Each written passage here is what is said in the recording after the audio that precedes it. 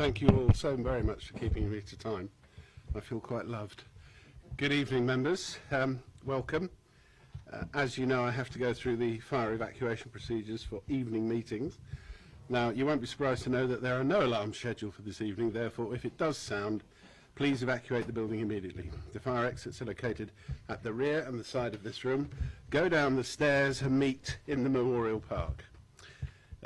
Don't forget that I've just made a fool of myself on the webcast, so please note that it is being webcast. But I have to check with Officer for confirmation. Oh dear. And can all of us please turn off their mobile phones or switch them to silent or something? Oh, I didn't know you had one, Donald.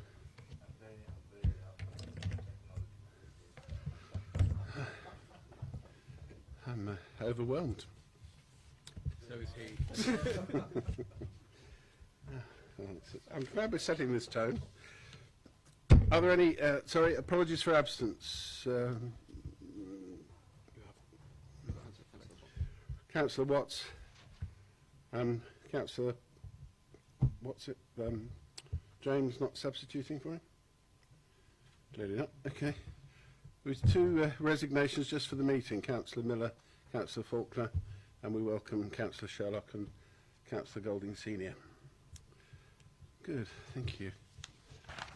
Declarations of interest. Are there any declarations of interest, apart from the fact that we all pay rates? No? Okay. Urgent matters. I'm not aware of any urgent matters, so there probably can't be any. Minutes of the meeting held on the 21st of July. I don't want these to hold us up at all. Are there any issues of accuracy, or does anybody want to make a point?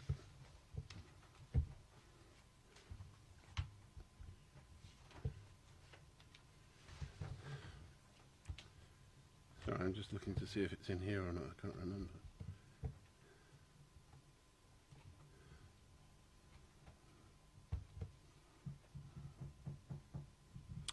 Yeah, I would like to raise, there are no pages, but it's on the 4th page. We talked about general support for the performance panel reports to be made available. There was also a general opinion that the performance panel continued not to be webcast. I've been thinking about this, and I think we're missing a trick really with the performance panel. I think that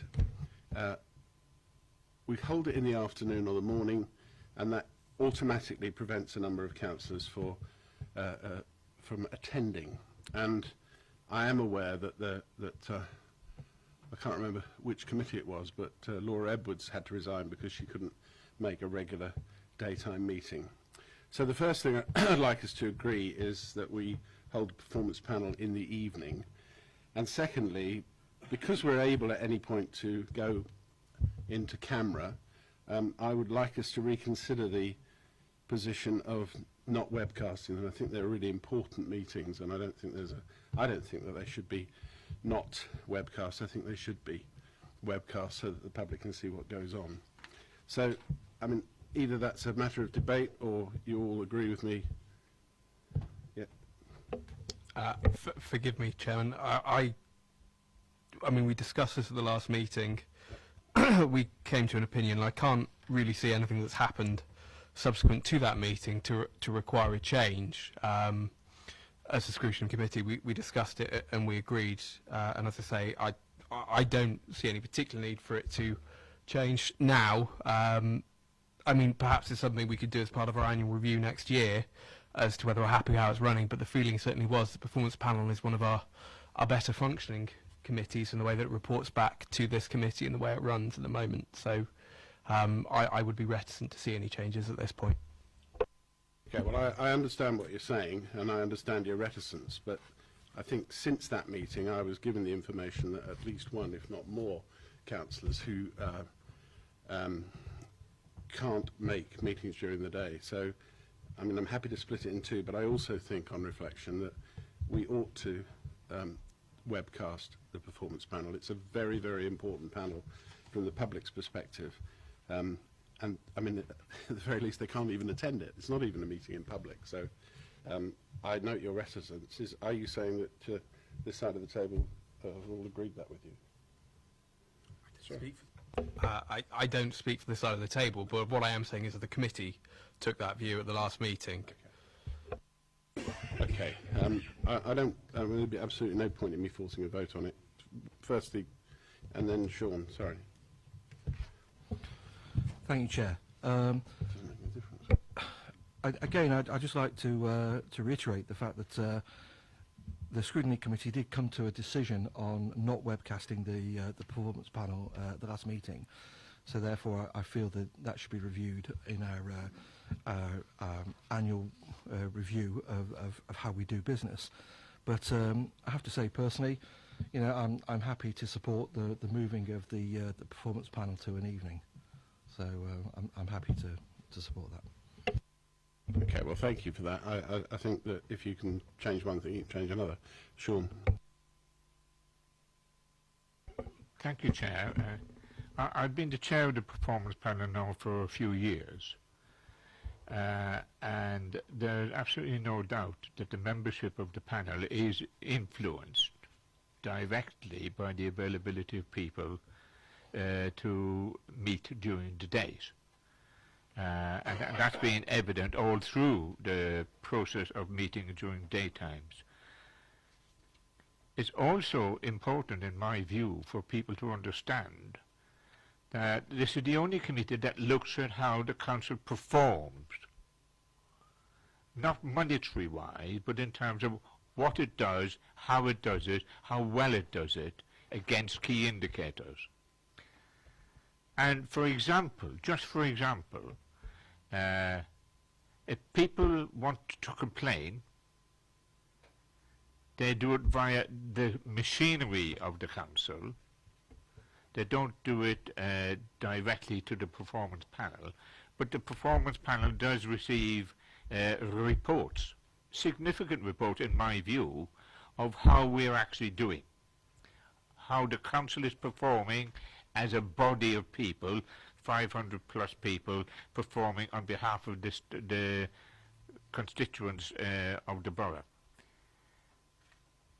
There is no good reason, in my view, why we should be doing that examination of facts information in private.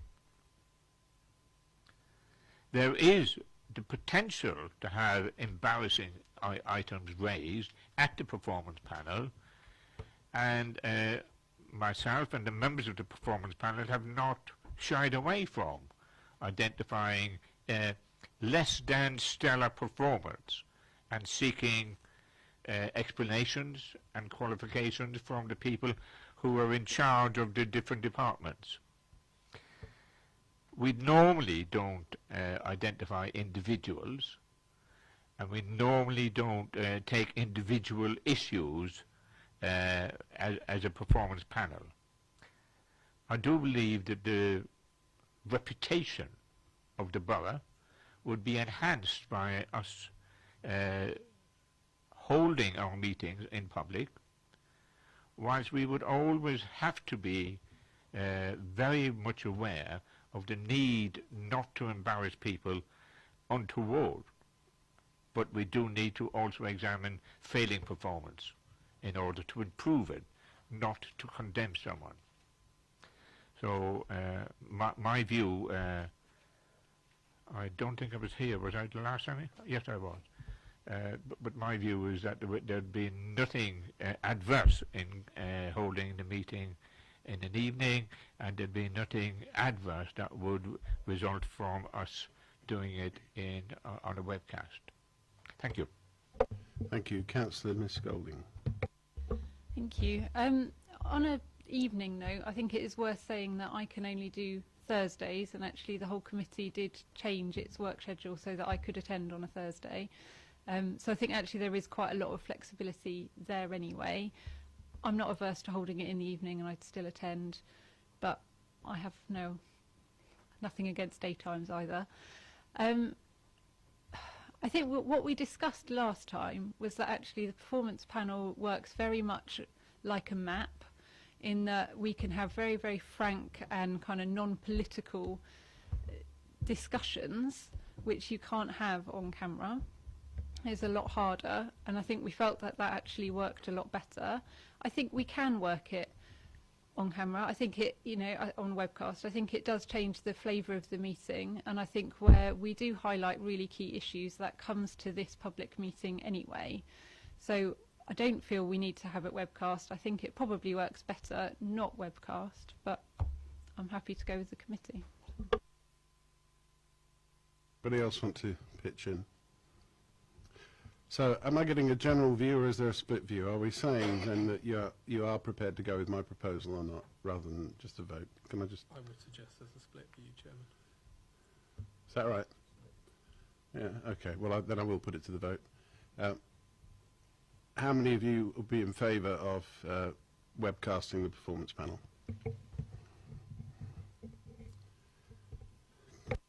Thank you. Against? Thank you. Okay. How many of you are in favour of moving the meeting to an evening?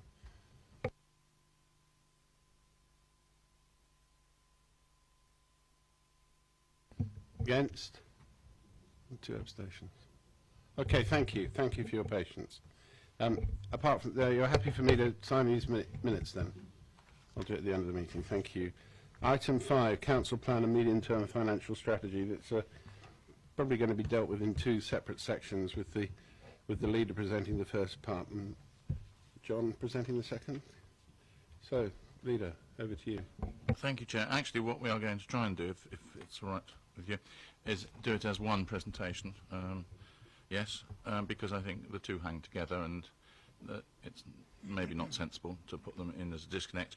However, we both hope to be succinct and to the point, and even possibly brief. Now, we seem to have lost the box, so I will have to struggle a little bit. I'll peer over Leslie's head then to see the thing, or I'll just peer up there behind you, one way or the other. Yeah, a lot of peering. The council plan, then, for 2016 to 2020. I think, just by way of prologue, we are at a fascinating time for the borough. When you look around at many of the things that we currently enjoy today, they were started or brought into being 30, 40, some cases 50 years ago. People had a vision at that time to put in place the ring roads, Basingview, subsequently the leisure park, and of course a lot of the housing also grew up around about that period. And whoever it was, and even though I was actually a resident of the borough at that time, I can't remember who the people were who were involved in doing it, had a very clear vision about what they thought was right for the future, and I think for the most part they got it right, and what they produced was a really great town, a great borough, that has served us all very well over the years. But I think we have to be realistic and say that those things which were put in place that length of time ago, some of them are coming to the end of their natural lives. In some cases, the world has moved on, and there are new challenges to be faced. And therefore, it is appropriate that we now should be thinking about how do we put in place a similar legacy that those very wise people put in place all that time ago, and think about how we are going to build a Basingstoke and Dean that will give the same quality of life that we now enjoy, or hopefully even a better quality of life than the one that we now enjoy, but not just for ourselves, but for our children and our children's children and the generations that follow on from that. And that is what this council plan seeks to do, to put in place the foundations for that progress. Now, some things I think don't change compared with where we were all those years ago in terms of what people actually want. Very simple ideas: a roof over your head, a job so that you can put food on your table, to feel safe when you're at home and when you go outside, and to be healthy, and when you're no longer healthy, to be cared for as you get older and less able to cope. And you want to live in a place where you feel relaxed and you can enjoy life, where there are things to go out and do without having to travel for miles. And what you want to make sure is, obviously, you want to pass all of that onto your children and onto their children. So those things, I think, have not changed from all those years ago, and I think should still underpin what it is that we're trying to achieve as we take our borough forward. Now, I hope this is going to work. Nope. Let's try this one. How does this thing work? Anybody got any ideas? Ah. Well, that's very good. Right. We had the 2013 to 2017 council plan, which the intention of which was to set the direction of travel for the way that we wanted to move the borough forward, to identify a number of key areas that we thought were important, to start thinking about how we wanted to develop for the longer term. And as you can see, I mean, I'm not going to list all those points up there, but I think improving the economic vitality was a key point there.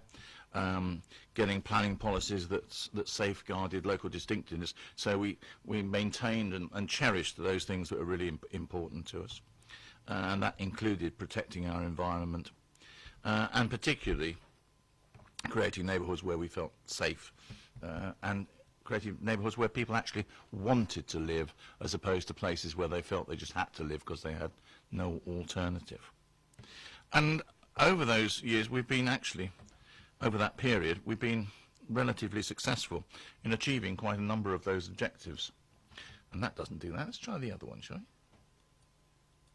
we? Hey, there we go.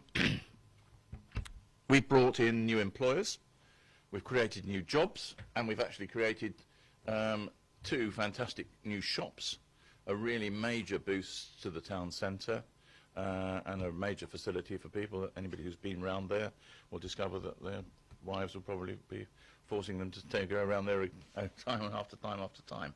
But really good landmark facilities there, and one shouldn't, even though you don't see it that frequently except from the 339, you shouldn't forget the Network Rail headquarters, which is in its own right a very impressive facility. If you ever get to drive a train in it, it's the amount of things that you can actually do. You drive a virtual train, I hasten to add, not a real one going up and down the lines. But we have also, in that period, we've regenerated some very important bits of housing. Crime and ASB has fallen during that period, and we've been investing literally millions in dealing with homelessness, providing housing for those who are homeless, and for dealing with those who have potential homeless problems. You can see, you have to experience at the moment, some of the roadworks that are taking place, and this is just the first stage of a whole series of roadworks which are now planned in over the coming years. Inevitably there's going to be disruption while that happens.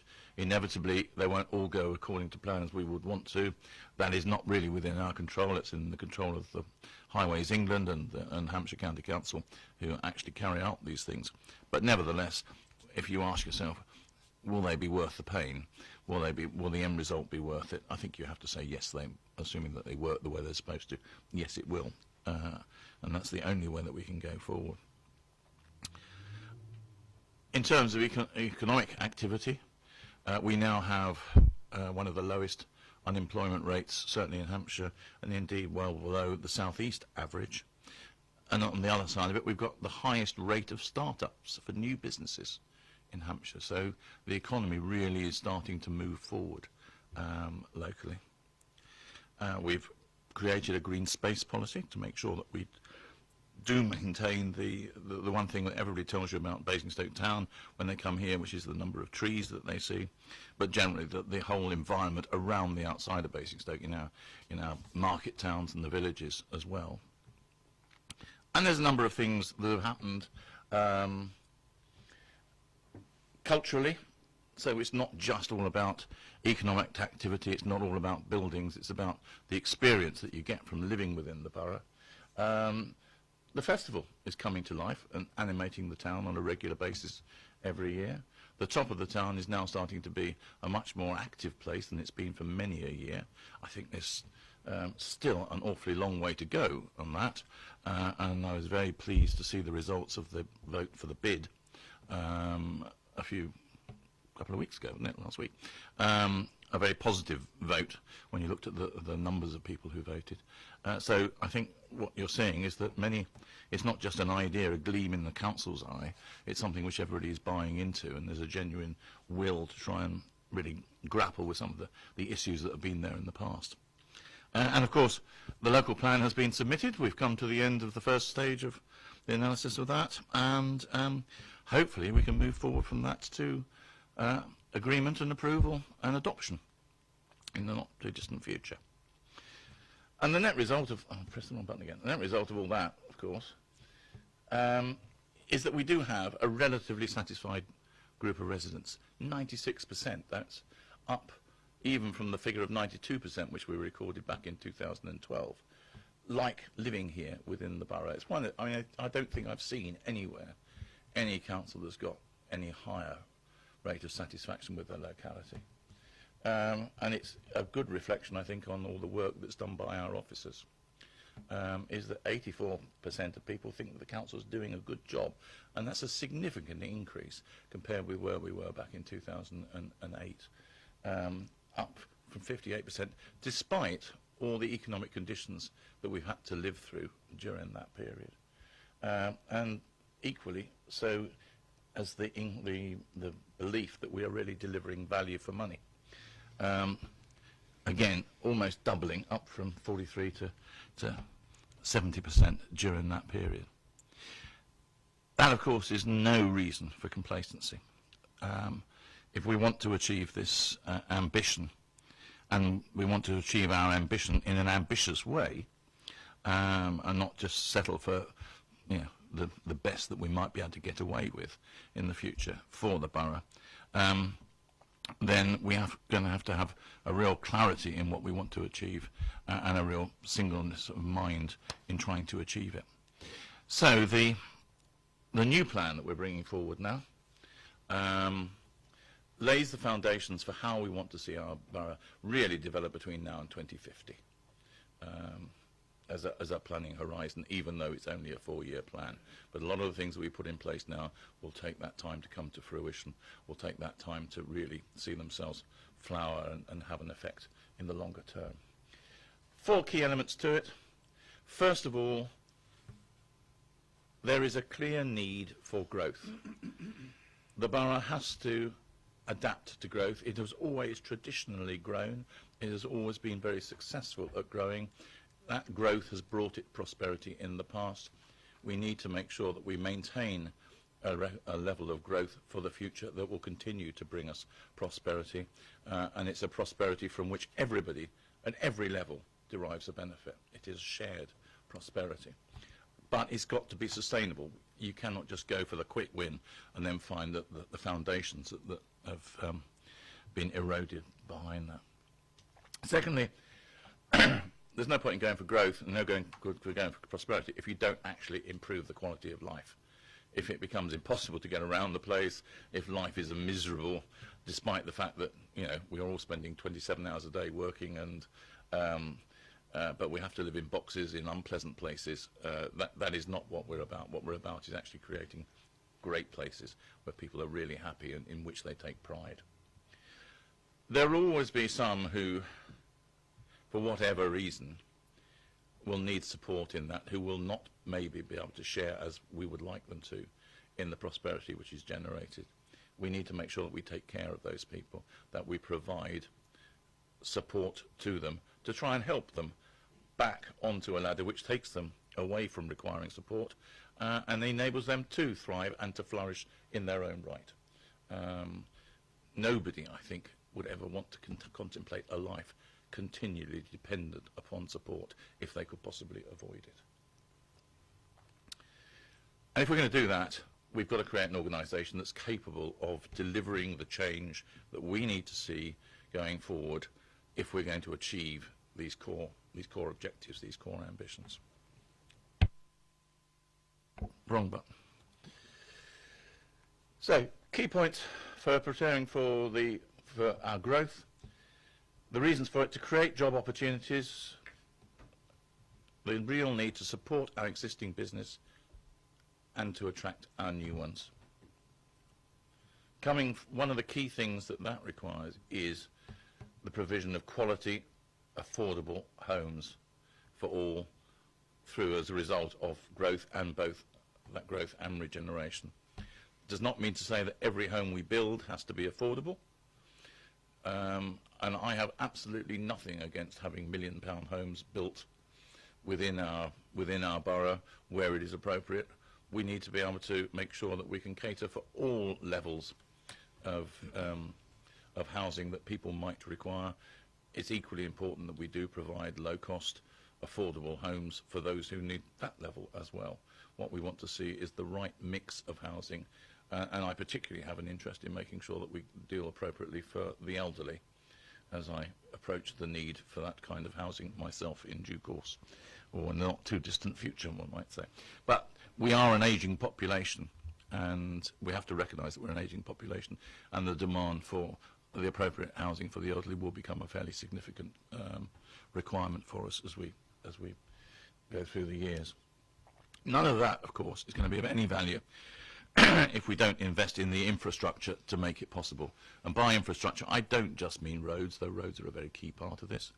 I also mean all the other things that go to make a community, whether it's doctors' surgeries, community centres, playing fields, clearly schools and schooling, a major issue to be dealt with in the future. But things which actually we're not creating housing estates, we're not creating developments, we're creating places, communities, and we need to make sure that those communities equally blend in, add to the quality of life for those who already live here, so that they become part and parcel of the totality of what is Basingstoke and Deane, and are not seen as separate entities ring-fenced on their own. All of that is great. Creating lots of jobs is great. If we don't have the necessary knowledge and skills within our workforce to enable those businesses to thrive that we adapt into that we bring into the place, then none of that will be of any value. So we've got to make sure that that we really do up our game in terms of educational provision, so that when you say to people, what attracted you to come to Basingstoke? It isn't just the fact that it's on the edge of the M3. It isn't the fact it's entirely surrounded by lovely countryside and I can pop down to see Downton Abbey. It isn't the fact I can get to Heathrow in 35, 40 minutes. It's also that my kids, when I come to live here, can get a fantastic education and really prepare themselves for their future lives. So that, I think, is going to be a very important part on two levels, both the if you like, the social level and the financial level. And then, obviously, one of the things that we have to do in preparing for this growth is we've got to make sure that we actually provide a vehicle that will deliver it. And we've already, as councillors, we've had a workshop on that. And that is absolutely going to be essential. The idea that the council can, I think, deliver this on its own and possesses all the expertise to be able to do that, I think is being overly ambitious and would set us up to fail more than succeed.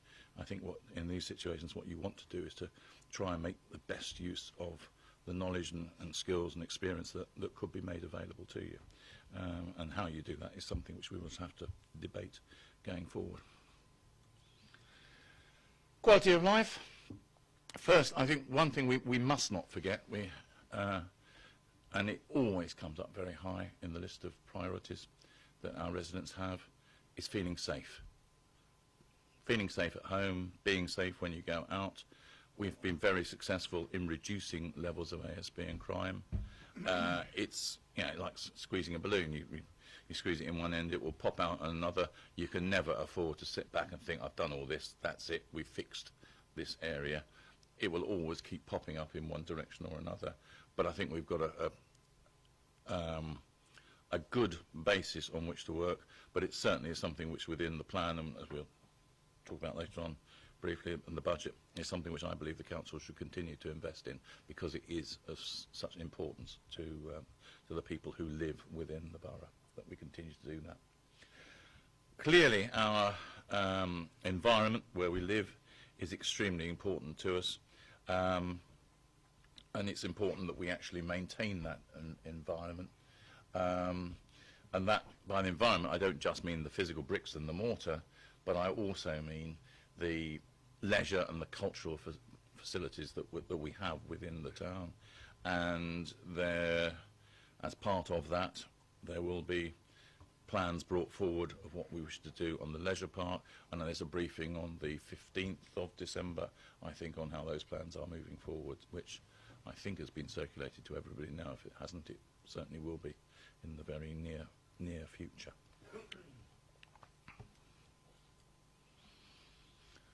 And I mentioned earlier on the support for those who need it.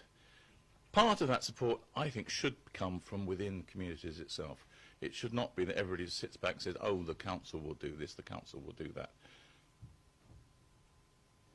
Local communities, on the whole, are often best placed to support people within their communities who are in need. And I think we can nevertheless perform a very key role in supporting the supporters and enabling them to perform well. And that is in part supporting wellbeing initiatives and improving life chances, where I think we do have a key role to play, and have shown ourselves willing to play and will continue to play, is in supporting the homelessness and the particularly vulnerable groups.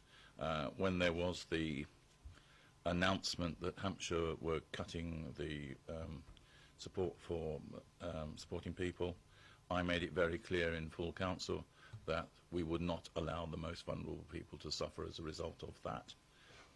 And that's exactly what we have done, and that's exactly what we will continue to do going forward. And I would not resile from that statement in any way whatsoever.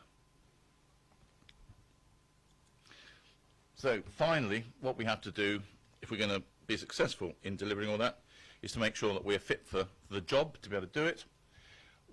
It is our intention to remain as a low tax council. We do not want to put up the council tax more than it is necessary to put it up. It's impossible to know at the moment whether or not it will be necessary to put it up at all until we find out what the Chancellor has in store for us tomorrow. But our intention would always be to try and deliver as much as we possibly can for as less as it can possibly cost. To do that, I think there's still quite a scope for us to use new technologies, and we are embracing new technology at a rate which even I'm finding it difficult to keep up with. But there are considerably more opportunities for making the most of technology, I think, to improve the way that we deliver services. And part of that will be the way that technology can enable us to deliver services in partnership with other councils and with other providers, and to work more and more closely with them through that use of technology. And I think there is a need for us to try and speed up some of our processes, some of the ways that we handle transactions. Like every local authority, we are probably more cumbersome than you would find if this was a private business. We just do things more slowly, more ponderously. There are quite often very good reasons why we have to be slower and more careful because of our public duty, but equally I think there are opportunities for us to work a little bit quicker. And particularly in terms of our decision making, we are still, when you compare our decision making here as a council with almost any other council in Hampshire that I'm aware of, we're the slowest of decision makers. Maybe we make better decisions as a result of that, who knows, but certainly we do take longer to ponder over things than almost anybody else does from start to finish. I think there's more to deal with that. And then finally, as I mentioned earlier, just creating this vehicle to enable us to deliver long-term growth. That will encourage people to invest in our borough, because the amounts of money we are talking about for investment over the coming years gets up into the billions that we are wanting to have invested within Basingstoke. When you're getting up to those sorts of levels, people need to know that there is long-term security for that kind of investment if they're going to partner with you. And therefore we have got to provide a means that will give them that degree of security, that we are worthy of being their partners in those kind of investments. Because you're certainly not going to get billions out of the council tax or out of the government on its own. So we have to provide that vehicle that will give us that opportunity. So finally, all of that, just to summarise it, is our goal within this plan, is to combine ambition, and there is a lot of ambition, but my belief has always been that if you don't have ambition, you always finish up with second best. And to my view, second best is not good enough for Basingstoke and Dean. We need to do more than that. But to combine that with effectiveness, so that we plan not just for the next 4 years, but we are thinking on horizons which take us forward as appropriate 10, 15, 20, 25 or 30 years when we're thinking about what we're trying to put in place. But right the way throughout that is to make the residents, to make the people who we're elected to serve as being the really focal point of everything that we do, so that their lives are improved, so that they have a quality of life based upon an improved chance of prosperity, which comes from growth, that we can all share at no matter what level that you're looking at, whether you need support or whether you're actually creating the facilities to provide that support, that we share it, and that that quality of life gets rolled through, going on from one generation to the next and to the next. And certainly I shall not live long enough to see the end of that process. Not even if they stuff me, I probably won't be able to see it at that stage. So that's the, and I think, you know, there's one Jeremy Bentham is enough for everybody in the world. So that's the plan. What we now move on to is how that is going to be financed. And so I shall pass the, here we are. Oh, hang on. I don't think I like that. I think I would rather we take questions on the plan first, Clive, if you don't mind. Is that all right? It's your committee. I mean, It is. except that we may, well, I don't know, it depends on the questions, but there may be issues which will come up in the budget bit, which will... Well, let me just check with members. Are you bursting to ask a question, or are you happy to write them down? Councillor Keating. Thank you, Chair. I have this dream that we would get more for our bucks out of our subsidies. Not talking about reducing the subsidies, even though I do complain about them on a regular basis. Would we pay hundreds of thousands of pounds every year as subsidy to the anvil? And I believe we should make that conditional upon the anvil providing the opportunity for the secondary school children in the borough from every school to have the opportunity to attend performances that are usually not sold out. I'm not talking about interfering with the commercial activities whereby they can hire the whole anvil to a particular act or concert type of thing, but most of the other stuff that goes on in the anvil is all worthwhile, but it is very often 50% empty.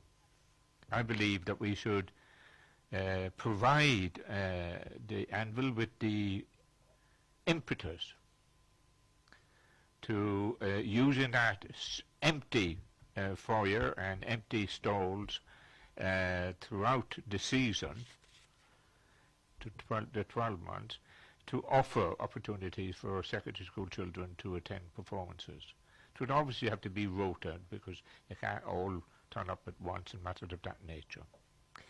But I believe we should make our subsidy to the anvil conditional upon them providing some form of benefit to the residents of the borough for their secondary school children.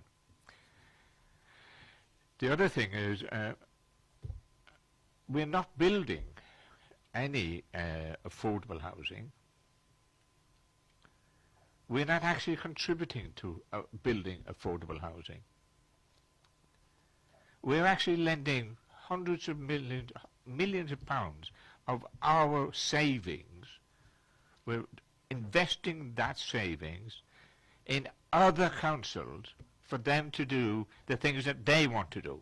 Build houses, build council houses, subsidise the building of houses in order to enable the people should have affordable, and I mean that in a conventional sense of the word, not the technical sense, which is being hijacked by the housing situation.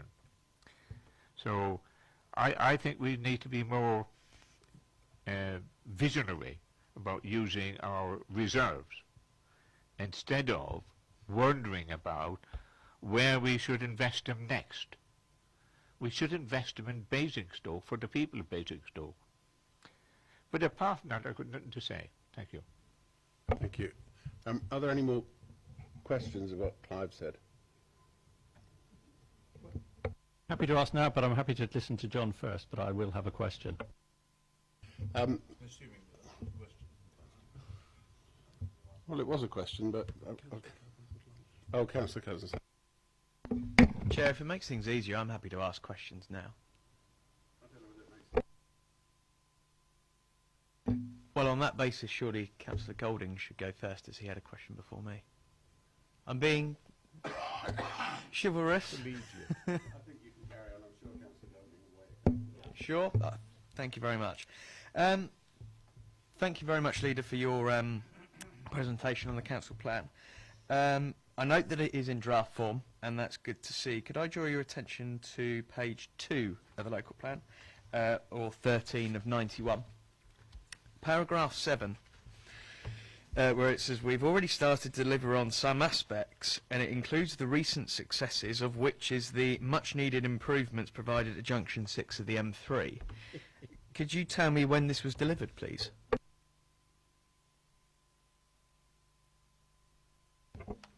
I think it actually says we've already started to deliver. Nobody's going to claim that it's been delivered. And, I mean, it's, you know, we all know the situation. It should have been built 6 months ago. Things have happened. I've not been down there with my shovel because I wouldn't know where to put it.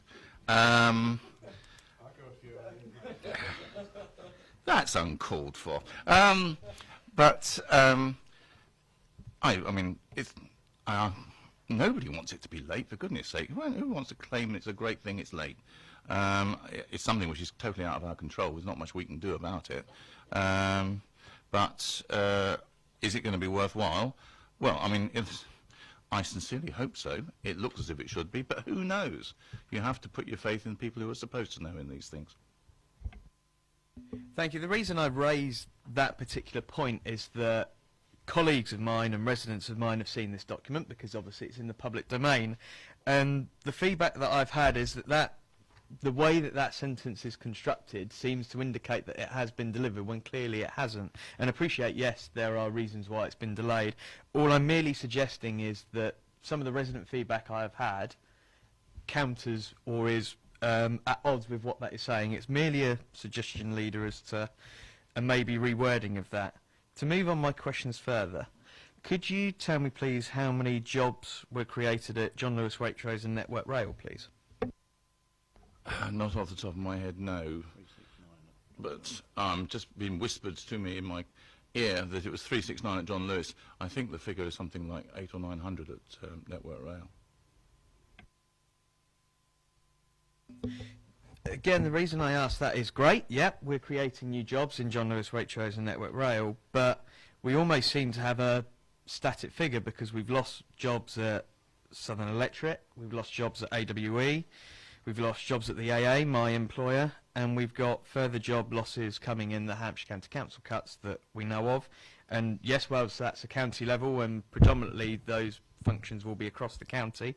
No doubt there will be residents and services in the borough that will also see job cuts. Coming to that further, what can we do as a council to help retain big employers that we have in our borough? Yes, it's great that we've got small startups coming through, but we have big employers who are putting jobs in Basingstoke at risk. There are other big private companies, that there are rumours well known around the town that there are further jobs at risk. So it's what more can we do to help ensure that they don't leave our borough? I think well, firstly, we need to make sure that they've got the facilities that they need, and that we provide the facilities that they need. In terms that businesses will always have changing requirements, changing needs, which are nothing to do with where they're located. It's the nature of their business that they will be expanding, or they will be reorganising themselves, or whatever. And the bigger the business gets, the more those pressures come from external sources outside of Basingstoke. What we need to do is to make sure we've got the right accommodation, that we can fit in with those changing needs, so that they don't need to leave Basingstoke to reorientate their business within our community, is the first thing. The second thing is that I think, certainly for new businesses coming into the area, as you know, or you should be aware, we have put in a bid along with a couple of other areas to become an enterprise zone on Basingview. Now, exactly how that will play in, nobody knows where we are on enterprise zones ever since the Chancellor's announcement on what he's doing on business rates. So where that will take us, I'm not sure. But on the other hand, some of the debates which are taking place on devolution might give us more control over business rates and might enable us to do more in that area the closer that we get.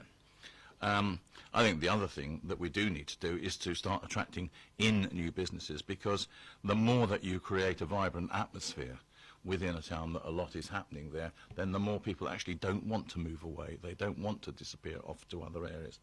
But I'm be the first to say that you will find that there is an ebb and flow in the way that businesses operate and the way that businesses move. I've moved businesses in the past for all sorts of reasons which had nothing to do with the local community or the local suitability of that business. It was done for totally different financial reasons way outside of the borough. And we have to accept that, but make sure that we are doing everything that we can to maintain the regeneration through either new businesses or other areas. Thank you, Leader. Just one final question for the moment, Chair, if I may. Sticking with sort of page 2 and 3, your introduction, Leader, you have your priorities in the index. Just out of pure curiosity, if you were to rank those 3 in order of importance, which order would you rank them in?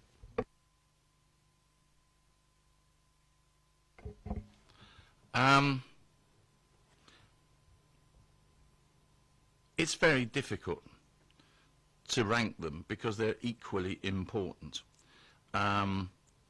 If you don't have, I suppose, the logic of it is that if you don't have sustained, controlled growth, then you do not have the wherewithal to do the other 2. If you haven't got a generation of GVA, of wealth coming within the borough, then no matter how much you want to improve residents' quality of life, or no matter how much you want to provide support to those people who need it, you may not have the ability to do that. It's fundamental to it.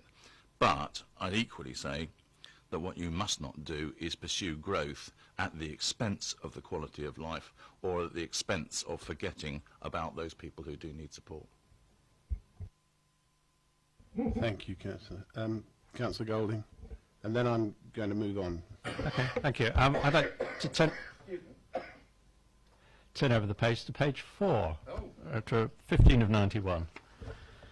A couple of questions on the bit about investing in our infrastructure. And whilst I was listening when you said roads aren't the only infrastructure, they are nonetheless the bit that tends to most concern existing residents. So the beginning of that section talks about the 23 million funding we've already attracted, and I'd like to congratulate you on working with the LEP and achieving that, because it was long overdue. We haven't done that well for a very long time. But my question is, how optimistic are you that we'll be able to continue this, because that's about halfway to the amount that the local plan says we need.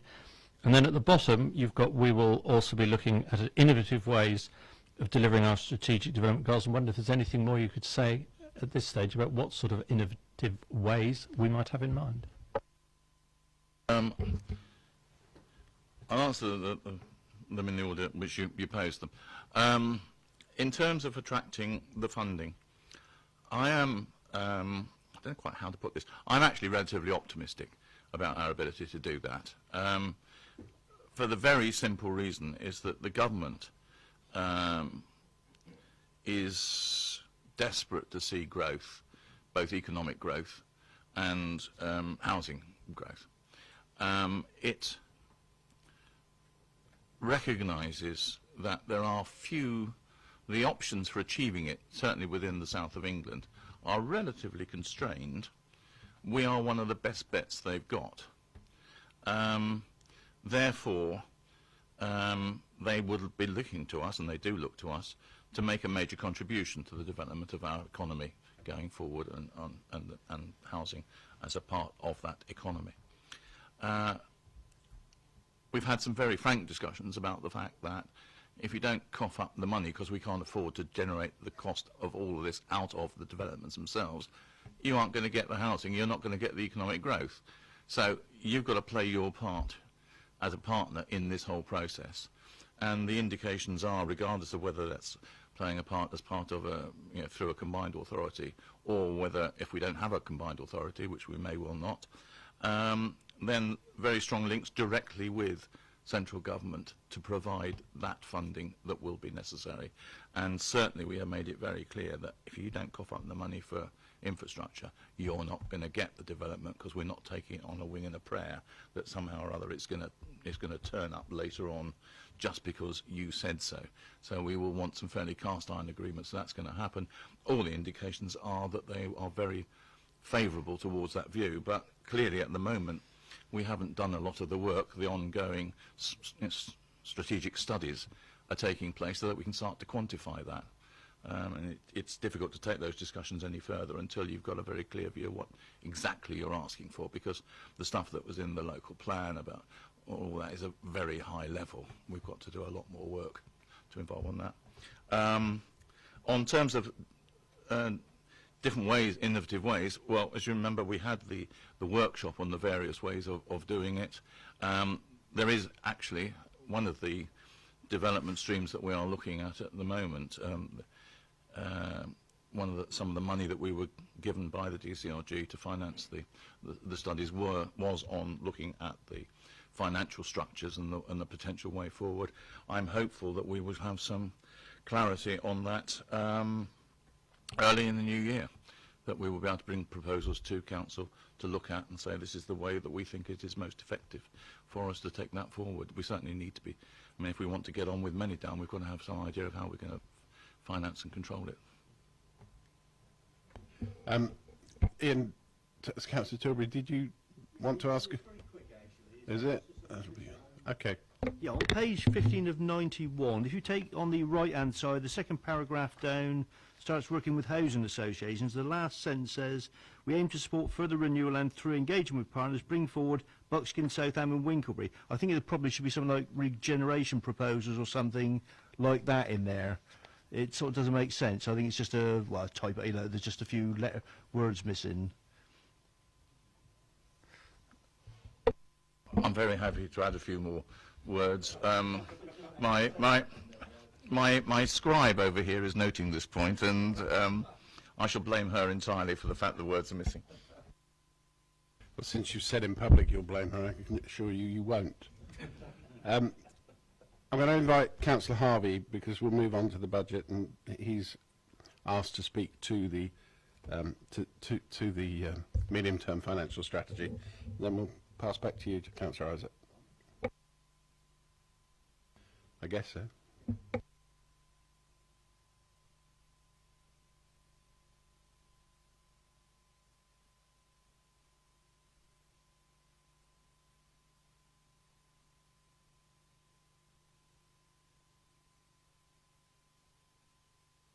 Thank you.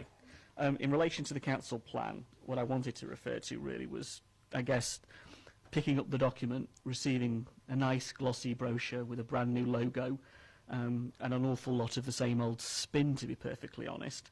But that's not being fair. That's not being fair. Because I think there are things in here that we will agree on, And I think there are things in this, when you drill into the detail, that we will disagree on. And to be fair about this, there are differences in approaches to a number of these things.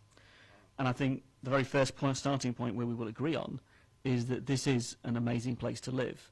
And it's the things that this council does to make Basingstoke and Dean a place to positively and aspirationally live for everybody. Now that's the issue that as a group concerns us most when we look at the levels of inequality that we see growing in our borough and in particular in the town. And those levels of inequality is represented just as one example, as a piece of evidence. The indices of multiple deprivation should concern everybody, because not all communities are benefiting from the fine words of the leader and the aspirations of the administration. So there is much that we should and could be doing to directly address the meaningfulness of the words we've heard tonight, to directly impact on people's lives, be it on housing, be it on jobs, be it on skills, be it about both businesses, large and small. We've heard already about large businesses, but let's not forget the small businesses surviving and wanting to be successful and grow, but also regeneration that's already been alluded to in part this evening. There is a huge agenda here, whether when you drill beneath the words, we want to examine a lot more of the detail, but to be honest, we would be doing things differently. I think those challenges that you talk of, Leader, are there, and I think we would be fools not to take them seriously. Either threats to the economy, threats to people's ability to keep a roof over their head, threats to people to hold down a decent job that actually pays a wage enough to keep the rent and to keep the wolf from the door. The amount of people in Basingstoke using the food bank is at record levels. The amount of people suffering fuel poverty is at record levels. That should be a concern to any administration. The amount of people who, despite the manipulation of the housing register, are in genuine housing need in our town is increasing, and the number of homeless people we see on our streets is increasing. Those are all issues that directly relate to the level of inequality that any administration would want to address. Can I also raise, in regard to the council plan, welcome the point about Network Rail. We love that, and as a ward member, I welcome it. I've always welcomed it. And we fought to stop the administration, before our two colleagues here were in office, from building micro-flats on that site that were an absolute disgrace. That site would not exist today had it not been for the opposition parties raising a scrutiny call-in to stop the administration building those micro-flats. So we welcome Network Rail. That's exactly the sort of initiative we wanted to see on that site, and we join with you in celebrating that. Same to Oak Ridge and Popley. I think the Oak Ridge regeneration's been absolutely superb, and I really did enjoy working with Sentinel alongside their aspiration to deliver a 100% affordable housing development in the new Oak Ridge regeneration at Taverner, Fremantle and Westray. And that's a really good example to look to what can be achieved by our housing partners. There's lots more we could go on about. Festival, fine. What about the threat to Basingstoke Live? And I do note that in terms of those supporting the bid, 2/3 of those businesses took part in that engagement on the bid process. A third didn't. Does that mean that the third that did not will be forced into the processes and the levy and everything that goes with the bid? It's important to take everybody with you when you do something like that, and we haven't seen the detail yet of that engagement, only the figures, to know that the whole business community in that business improvement district would support. So those are just a few comments to start the debate on the council plan. Thank you, Councillor Harvey. I'm going to ask the leader to respond to those, and then you may make your statement on the medium-term financial strategy. Thank you, Chair.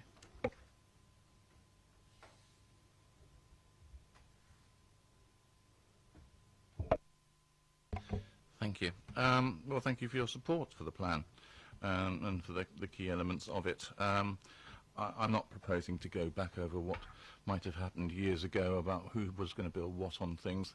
I think the important thing is that as an administration over the last few years we've been working very hard, first to get Network Rail here and to do the deal with them, and then subsequently to get John Lewis here and do the deal with them, which have happened during my time as leader, and therefore for which I do feel it is reasonable to take at least a small degree of credit. I think we have to be very careful when we start bandying figures around on indices of deprivation, etc. You can prove all sorts of things with statistics, and it's very interesting that two areas which are coming up as being extraordinarily deprived are Highclere and Berkeley and the Candovers. I think, which I think, does bring into question the way that you interpret those figures. That said, I think I made it clear in the presentation that I made that we clearly do acknowledge there are people who do need support. We would acknowledge that you can never solve that problem, because you lift some people out and other people from change of circumstances come back into that area. We are never going to forget that there is that need to concentrate on those areas. We have been working very hard. We have been investing significantly to try to deal with those areas. We will continue to do so in the future, and that is part and parcel of the plan and the financial aspects that we are putting forward within this consultation. And I think that's probably what I wish to add, if that's all right with you, Chair. I think that's fine. You happy to go on to the medium term? I'll say my piece and finish this response and let Councillor Isaac respond. Particularly wanting to address this evening is one particular point of this. We'll unpack others as the consultation goes on and meetings carry on, but I wanted to talk specifically this evening about the Local Infrastructure Fund and how wrong it is that the proposals are in their form and being presented as they are currently. The change from 40% to 5% we consider to be nothing more than a raid on local funds. And as one councillor said at a meeting recently, didn't really want to acknowledge anything other than blaming those people for not spending the money in the first place. Another councillor made the point that his parish knew just how to spend other people's money. In his area, he already had a list lined up of the things that he wanted to raid the pots of money for. Now, this money is going to make a significant contribution and a significant difference to those communities that have taken development and that deserve to bring schemes and proposals forward over the future period, however many years it takes, to really improve their communities in the way they seek and to make the difference to their infrastructure in the way that they intended. That was the point of New Homes Bonus in the way that this council originally set up the scheme. Now, because of the criteria, and they have been onerous criteria, many members have found it difficult on all sides actually bringing forward schemes, and communities have found it difficult bringing forward schemes. And these issues were unpacked at Communities and Environment Committee, in part, a few weeks ago. Now, I'm not going to talk about bridges, not going to unpack any issue around bridges because that's inappropriate. We can do that if we need to. The point is simple. The Executive's proposed changes are not supported, particularly by Labour councillors. Others could speak. But in Popley, Brookvale, Buckskin, Brighton Hill, Southam and Norden, we have plans, we have intentions, we're working with our communities, and we do not support your raid on our local communities' funds. You may call it different, I'm sure you will. You will tell me completely differently this evening. But it is what it is. And I won't speak for other wards because they can speak eloquently for themselves. But when I look at the list and I look at what's proposed, you're saying that 91% of the funding that sits in those wards that I've just mentioned in the town area, or that sit outside the town area, just on the list, will be taken and reduced to just 5%. I think that is utterly disgraceful. So from a Labour Group point of view, as part of this consultation process, the first part of that is to invite the Cabinet, ask the Cabinet, call up the Cabinet to review this and to move back from the 5% and to maintain the 40% as you originally intended, and let us get on with the job as ward members and communities of dealing with the issues and supporting the issues and coming forward with the projects in the way that was originally intended. Thank you, Councillor Harvey. Councillor Isaac. Good evening, Chairman, and good evening, councillors.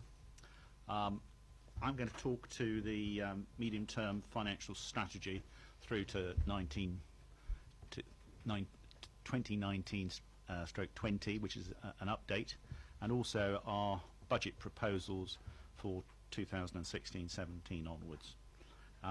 These sit alongside the council plan, and as the leader has said, these proposals are the means of enabling us to carry out this ambitious council plan that we have in front of us.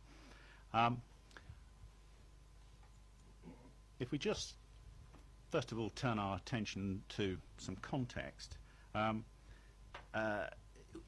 we are looking at these proposals at a time when the general economy the outlook for the economy in the UK and in Basingstoke is very favourable. We've got a lot of jobs being created, incomes are rising, but in terms of the position of local government finance, it's an unprecedentedly difficult time, an uncertain time, and that's because of the government's decision as part of dealing with the aftermath of 2008 that they have to find savings, and local government is not excluded from that, very far from it. So we are, as a borough, facing some enormous challenges in terms of the amount of central government funding. That's reducing revenue support grant, uncertainty about the future of New Homes bonus. We wait to hear what the Chancellor may be saying on this subject tomorrow or in December when he does the local government finance review settlement. Also, there's a lot of discussion at the moment about the future for councils and their business rates, and the new responsibilities that we may face as part of combined authorities. And then overlying that is the fact that we have a period of historically low interest rates. The 0.5% bank rate, I think if you still remember what bank rate it used to be called, has been operating for the last 6 years. So that has an impact clearly on the money that we have invested securely in government gilts and so forth. And so that's also squeezed us.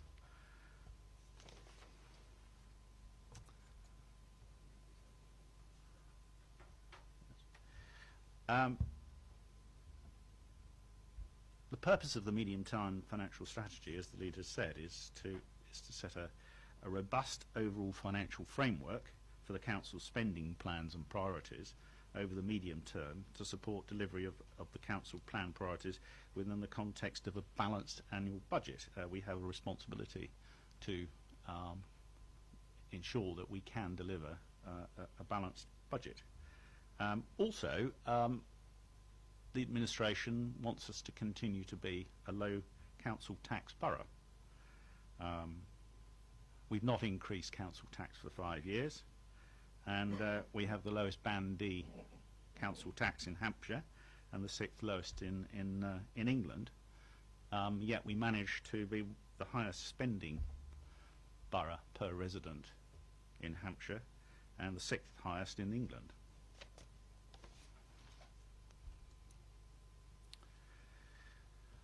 The slide there gives you an indication of what our central case forecasting shows will be our budget deficit position through the medium-term financial strategy period if we don't do anything about it. This is taking account of all those uncertainties and additional costs that we're going to be facing over this period of time. And you'll see from that unless we do something about it, by the time we get to 2018-19, we're looking at an annual deficit of 3.36 million. Now, we don't want to get there, and we've no intention of that arising. An aspect of that is the government's declared position, really, in terms of revenue support grant. It's pretty clear that they're phasing that out, and so we've had to factor that in. So we're talking about a 33% decrease in revenue support grant in 2016-17, i.e. a sum of 1.54 million, and nothing in the way of revenue support grant by 2019-20. We all know that the Chancellor has been making it clear to unprotected departments, including the DCLG, that he's looking for savings in fundings of up to 40%. So we'll hear more presumably tomorrow. If you look at this slide here, this is sort of a summary of how we're proposing to tackle the what would otherwise be a structural deficit, and there are 6 chief measures that we've got there they are a combination of additional income and savings. And just to run through them, we're looking at further savings and income targets of £1 million over the medium-term financial period, additional investment income of £500,000, a proposal which we are not we do not wish to implement, to increase council tax by £2 per annum per Band D property, but if it was necessary, depending on what we hear from the Chancellor, if it was necessary to do that, we've taken that precaution of putting that in our proposals, and that would generate over the 4-year period another £500,000 worth of income. We're proposing to reallocate some of the new homes bonus, so increasing the share of that new homes bonus that is currently at 20% of that to 25%, directed to our revenues. So that would yield £1.8 million over the 4-year period. Efficiency savings, we've achieved a great deal over the last 7 years. I think, is it 9 million over the last 7 years? Yeah. Is it? Oh, well, okay. Anyway, a considerable amount of saving has been achieved by the organisation, and we are going to be looking to continue that with another £2.4 million worth of efficiency savings.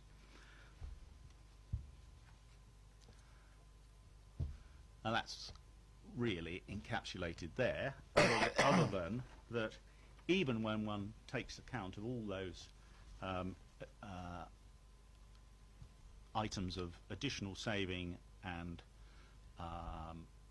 additional income, we are still going to be looking, we reckon we're still going to need to use 1.2 million of our reserves by the time we get to 2018-19.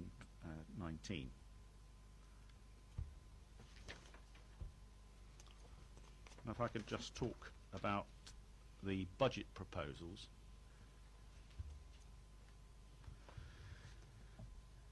Despite the fact that we are in this very constrained and uncertain period for local government finances, we are a borough that has got robust finances, and that means that we are still able, with these proposals, to put forward proposals for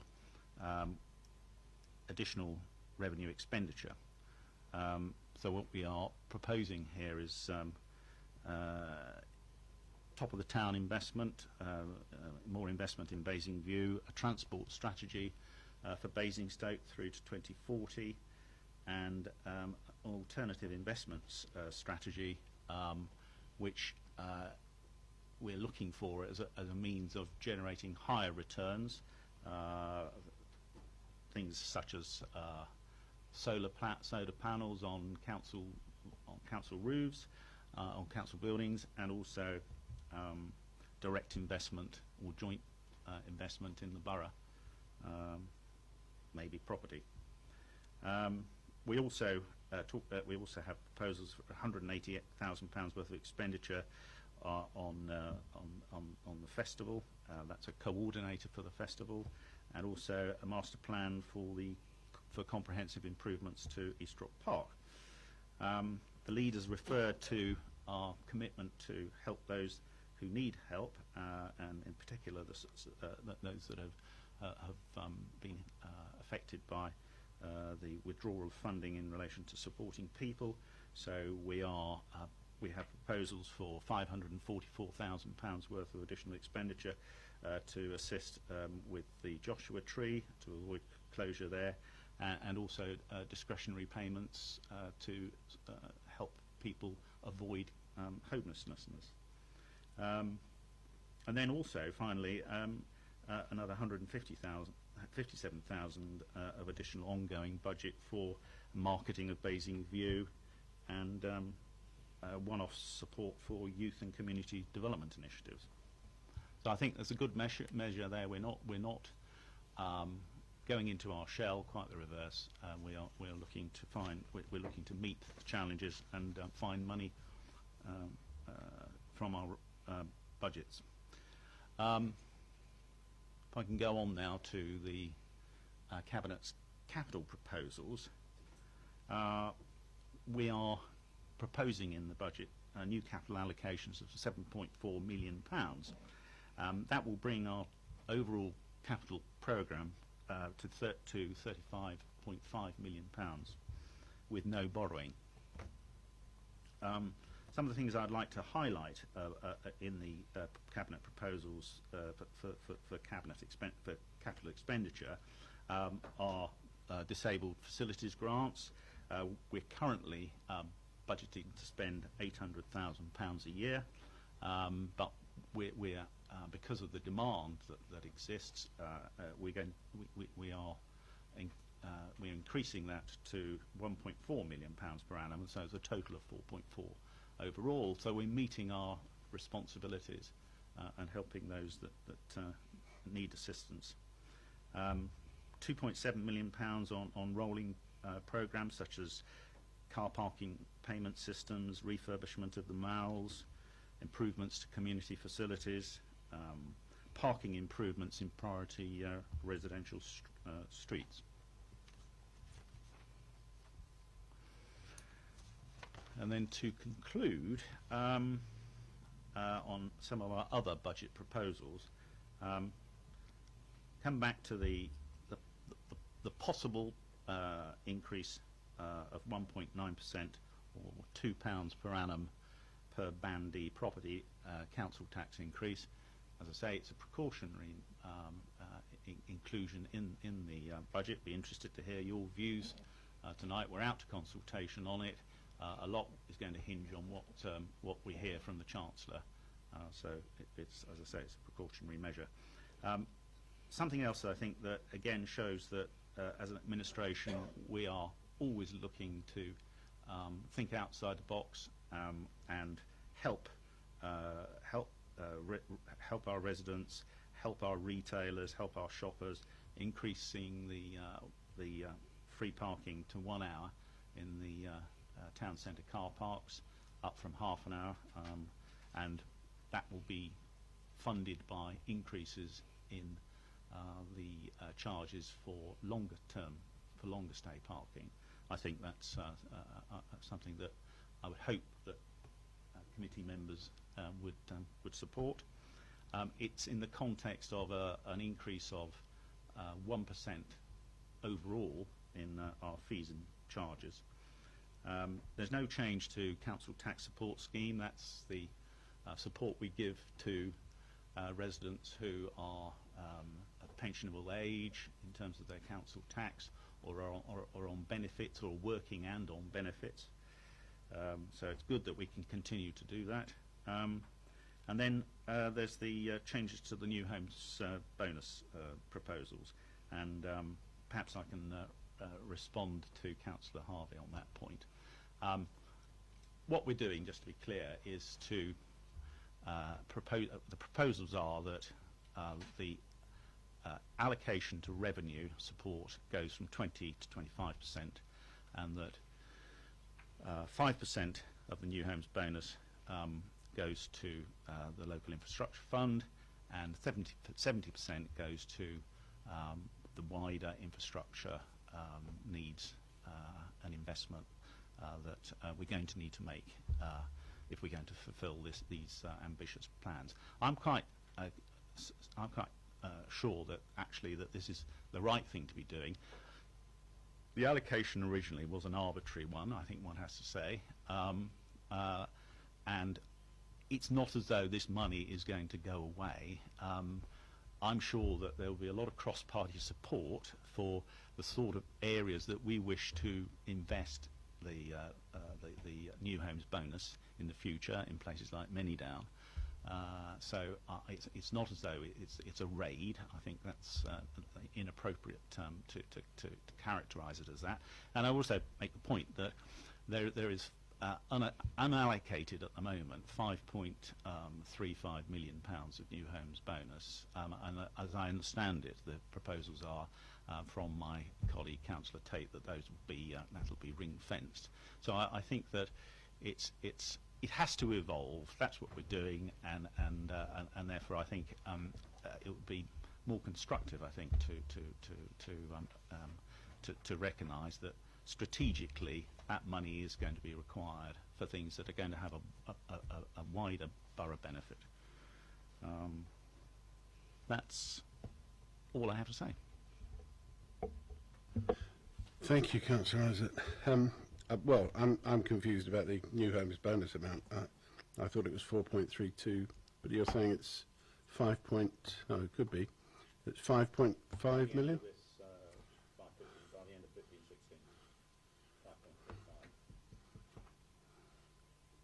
Okay.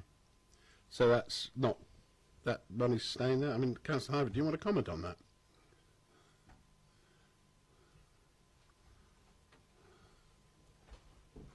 The only comment I would make is it would have been lovely if Cabinet had shared that with the CEP committee. I know that was shared amongst some members before that meeting took place. Not all members were aware of that information, and some members in that meeting were at a disadvantage because they weren't aware of that information. But I would challenge what you're saying.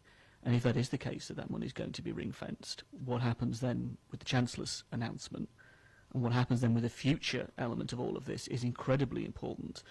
And at the moment, there is confusion over what has been said across a number of meetings on all of this. And I think it's incumbent upon the Cabinet to clear up the message so that we know exactly what you're saying, because you're saying different things to different audiences, and we know exactly what is being said about the whole pot of money. I think the fact that this is a publicly webcast reinforces my earlier point, I suppose, but you've said there's 5.3 million that's going to be ring-fenced, so that's right, isn't it? I said it was proposed that it would be ring-fenced, yes. I think there's still work going on and there's still discussions with Councillor Tate and CP, is that right? Yeah, so let's, can we put it in, can we bracket it in that way? Right, move to questions of Councillor Isaac.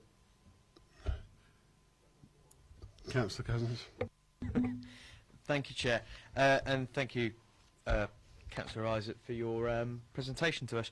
I want to, funny enough, it's on that slide actually, under Cabinet's other budget proposals, and it's in relation to bullet point 2, which is the increase in free parking to 1 hour. If I start on that, there is a bit of an anomaly on this, in the, and actually it reverts back to a question that the Vice Chair of the committee put to the leader in July's full council about Sunday opening hours, of which the leader responded, quote, that he would do what he could to satisfy demand from local residents and visitors. Now, the 1 hour free parking at the top of town applies Monday to Saturday. On Sunday, you don't get that option of free parking. You have to pay the £1. And the fact that it's an increase now from 30 minutes to an hour adds to that disadvantage. So my question / recommendation to the Cabinet would be to apply the 1 hour free parking 7 days a week, and then apply the normal tariffs thereafter. I'd like to hear your views on that, please. Well, firstly, I'm looking to the officers. Is that actually the case? Yes. No, right. Okay. Well, we did have a map, a fees and charges map, and that wasn't raised at that. But let's put that to one side. I think it's something we need to take on board and look at. I think I don't know what the sort of demand is, but can you be a little bit more positive and just say yes? No. Because there's always likely to be something that hasn't that we haven't got the full picture, perhaps, and before people like me make commitments, it's always best, I think, from practice, to just check things out. I think. Apologies for that, but it seems such a small issue when we're talking about millions. Councillor Cousins. Thank you, Chair. Yes, the proposal is that it is Monday to Saturday, so if you could please take that away and have a look at that. I'm sure residents would be glad to hear it. Another point that I want to raise is something that isn't included in your other budget proposals, are the changes to rat catching. Now, at the moment, if you're over 60, you get that for free. The proposal is that if you're over 60, but you're on a means tested benefit, so then you will get that for free. But we don't currently ask if customer, or resident, sorry, receives pension credit. First of all, I would like clarification that we are going to ask that question to determine that that resident would be catered for appropriately. But also, I want to ask why the change in policy, really?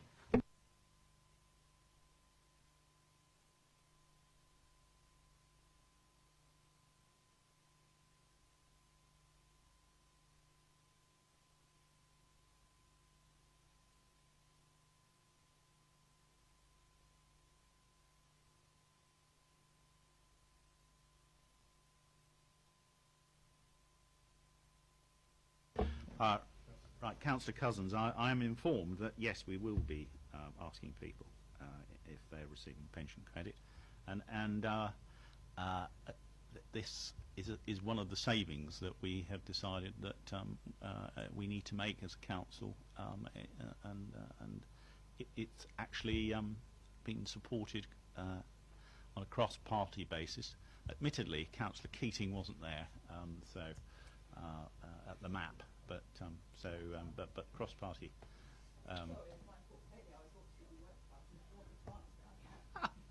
Well, are you not happy with my answer? but by all means.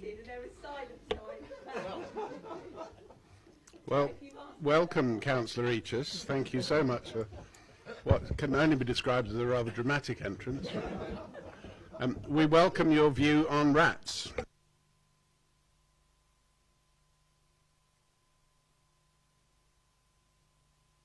Sorry, it was just I was listening on the webcast because my paper's next. So, and then when it went quiet, I thought maybe John doesn't know the answer because it's my portfolio. So yes, the officers will absolutely check that people are on pension credit, and where we can give free rat treatment, we will. We've changed it because we found that people who probably could afford to pay, and it is costing us money, weren't paying. So we've made sure that nobody's at a disadvantage, and we've never offered a free treatment to those under 60 anyway. So we have got a company we work with that are there we can signpost people to. And if people ring up and we say you're not entitled to our free service, we're not just going to leave them high and dry. We will assist them and point them in the right direction and make sure that they are getting the help that they need. Thank you very much. Collectively, for both portfolio holders, just further on that, specifically on the pension credit bit, we've agreed and we know that we're an ageing population in Basingstoke and Dean. In fact, the last census said that we're at 20% aged over 60, looking to be at 24% by 2020. But there are roughly 13% of eligible pensioners who can claim pension credit who don't. So as part of that signposting, will that also be available to those pensioners who are not receiving pension credit but they might actually be entitled to but haven't checked? Can that be included as part of the process, please? No, I think you make a valid point, and I wouldn't expect the environmental health team to put that work on there, but I think it's something the council need to look at, because this has come up in the past that there are a number of people out there entitled to pension credit and don't know they're entitled to it. So I think as a council somehow we may need to not advertise that, but assist these people, especially vulnerable people that are entitled to it but don't realise. So maybe that is certainly something I can consider. Are you okay with that? Councillor Tilbury? Oh, thank you. Yeah, I think Councillor Isaac sort of suggested it wasn't a raid, the new homes bonus. It's more like a smash and grab, I think. I mean, it's on a par with the Hatton Gardens one. I mean, if you look at, I mean, certainly Overton, we've benefited quite well from this because of the large amount of development that was inflicted on us. And the point was the government made at the time that the idea of this was to make it more acceptable, that it would pay for the infrastructure problems we get, because we don't benefit from a lot of things in Basingstoke. Well, we may do indirectly, but, you know, a lot of people in the more rural areas don't necessarily come to Basingstoke. They may go to Winchester or other areas, so they don't necessarily see the same benefit. They need their infrastructure where they live. The fact that pavements are falling to pieces is an issue to them there. The fact that you've improved them in Basingstoke is of no consequence to them. And if you go back to the sort of the glossy brochure document there, I mean, it actually says that, in referring to Manydown, it actually says there that it is vital that they are able to see real benefits to their neighbourhoods from any growth on their doorsteps. Well, if that's the case at Manydown, then surely that should be the case for all the other areas that this, you know, development's being inflicted on, like Overton, Whitchurch, and obviously Bramley particularly. I mean, where there's very little infrastructure at all. So, you know, taking this money away from there will have a major impact, because it's the only money we're likely to get, and it's even worse in some of the smaller villages like Laverstoke, where potentially they may get a small level of development there, which is large in their terms when there's only 100 houses. There's a proposal for about 10 houses at the moment, where this would actually make a big difference in the local infrastructure fund, whereas building the houses won't provide any benefit at all. And it's not like we will even see a benefit from seal in some areas there, because although we may get that in Overton there, depending on what comes out of that in the end, in other areas, then we're suggesting that Manydown Golf Course and a lot of other large sites, it won't provide seal money. So it's not like we'll even see that coming in at that point there. So, you know, they're taking this local infrastructure fund, taking money out of the local infrastructure fund, or not putting it in there more accurately, will have a major impact on these areas there, and it has helped to make this sort of development. It's given us pots of money we can look at that can actually improve the infrastructure, and we're not going to get any other place in a village where the precept is £70,000 a year. You can't build much with that, you know, not by the time you've paid the clerk and all the other costs and that sort of thing. I mean, I had to deal with a case of vandalism this morning where, you know, it's going to cost us lots of money to fix a piece of play equipment there. We have limited funds in the parish areas there, but that doesn't stop you inflicting large numbers of houses on us. So you can't have it both ways. Thank you. Councillor Isaac. May I, Chair? On behalf of Councillor Isaac, because this isn't really an issue to do with the budget as such. I think we just need to get some things clear. Firstly, the money that has already been allocated, that has already been we've earned on a basis, is not going away. Nobody's taking it away. It is staying with the villages or with the localities, with the wards, whatever it is, to where it's been given already. What we are talking about is future allocation of money into that fund. We don't know whether there will be any new homes bonus as from tomorrow, so there may not be any money to put into it anyway.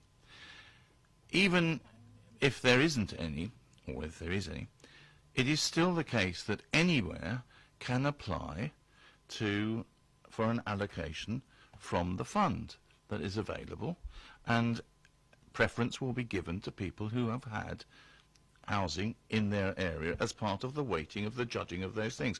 So it is not a case, and it is a misrepresentation of the case, that money there's a smash and grab rate, or one other, you know, sort of colourful language one wants to use, taking away things that people have been given that they've no longer got, because that's not happening. And secondly, it is not a case that people will not be able to apply for money, whether it's in Overton, Bramley or Wootton Hill or wherever it might be, that if they have a scheme which is legitimate, there will still be funding available. And the track record is that there will be more than adequate funding to meet the levels of demand that have come forward up until now. So I think there's a danger here that some of the rhetoric of, probably for political purposes, that's been put around about this is actually a complete, possibly deliberate misrepresentation of what the facts are. And I think that we will have to wait and see what potential funds there may or may not be available, depending on how the government chooses to cut the cake which it passes down to us through new homes bonus. Thank you, Leader. It is just can you just give me a second? I was merely going to say it's quite unfortunate that we didn't move this meeting to Thursday. Then we would have had the Chancellor's. So I'll lay a marker that if there's any significant necessary changes to this forecast, that we reconvene. So we'll adjourn this at the end of today. I will adjourn this meeting and leave it open for us to come back if there are major changes that have to be made as a result of the Chancellor's statement. Councillor Tilbury. Quickly, I think the leader suggested that the fund at the moment isn't ring-fenced for particular areas, but it is. And I think, I'm sure Leslie can clear that up, but I mean, the money's allocated to certain areas where it's come from there, and that's that. It's, you know, and I mean, I think there's some sort of pool in there, but like the Overton money can't be taken by Whitchurch. You know, that's my understanding of it at the moment. I mean, that may change, but that's my understanding. And other areas, I think it becomes a bit more messy in the town. I understand that. I will leave Leslie to confirm this, but I don't think I actually said that. I actually said that there was money allocated to each individual area, and that will be ring-fenced per area.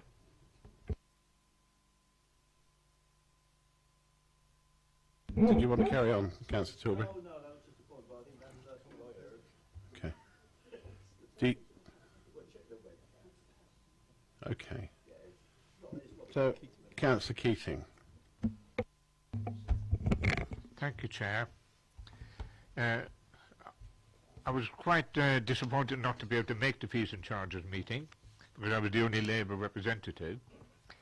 And one of the issues that we regularly revisit at these Fees and Charges thing is the proposal this year, not 1% fees and charges, but a 10% increase in fees and charges for bulky waste.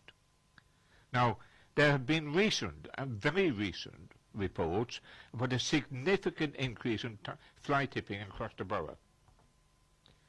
And there have been also recent reports that our ability to challenge the fly tippers or to catch them at it is virtually nil.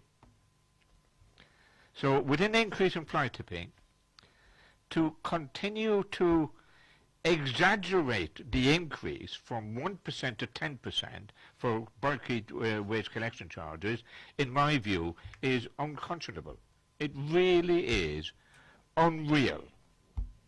And if you compound that by calling a bed 2 items, that means you effectively say a bed is the base and the mattress is a separate item. In other words, the existing charge would be to move to over £50 to collect a bed. I'm sorry, you weren't invited. Right? And in my view, we need to understand the rationale for these things. In 2005, a bulky item was collected by this borough for £10 an item. We're now talking about £50 to collect a bed, because a bed is more than 1 item. Now, I just don't accept that a bed is 2 items, and it shouldn't be categorized as 2 items. It's an artificial distinction being created to actually charge more for the same issue. But a 10% increase is really unjustified and should not happen. And I would ask you, all of you in the Cabinet, to reconsider. And if you have to increase it, do it by no more than 1%. Thank you. Can I just, I think evidence is showing us that we probably need all the Cabinet members to be in the group room, to be called as required. So we'll put that in place for the next Scrutiny Committee. Councillor Isaac. Yeah, my understanding is that there is no increase in fly tipping, but as we have got the portfolio holder here, could I suggest that she responds to this question? Yeah. Because she has a depth of knowledge on this that I can't compete with. Yeah, Councillor Richards, would you like to come to the table and stay there this time?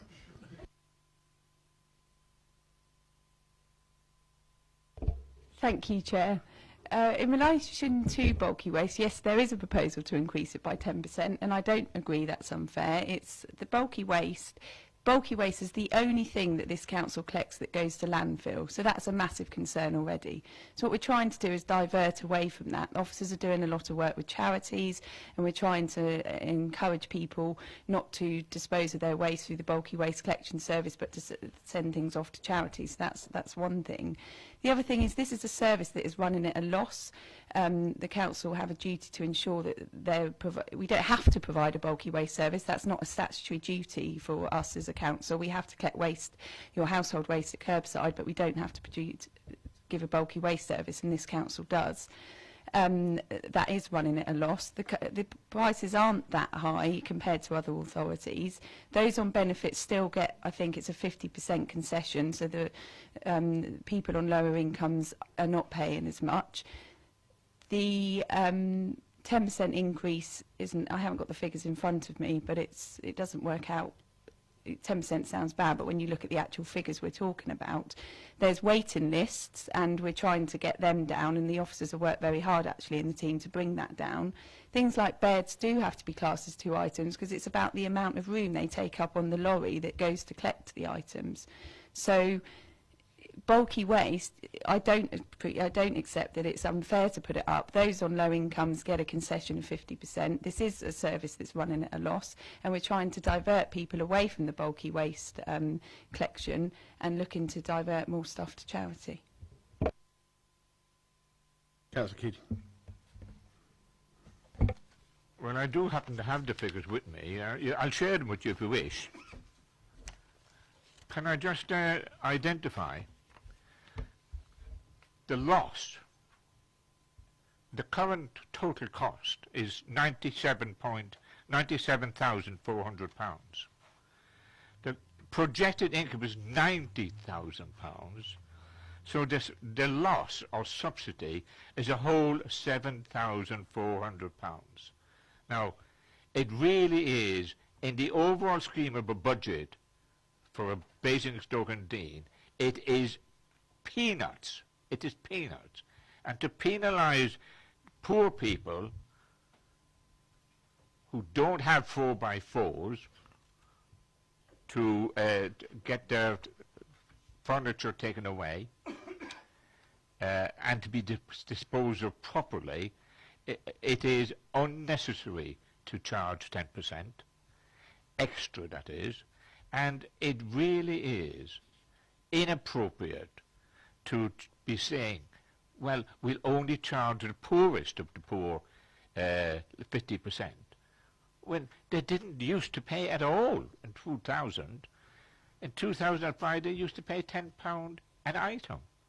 Now they're being charged at least £25 for an existing item, unless they're on benefits, and if it's a bed it'll be £50.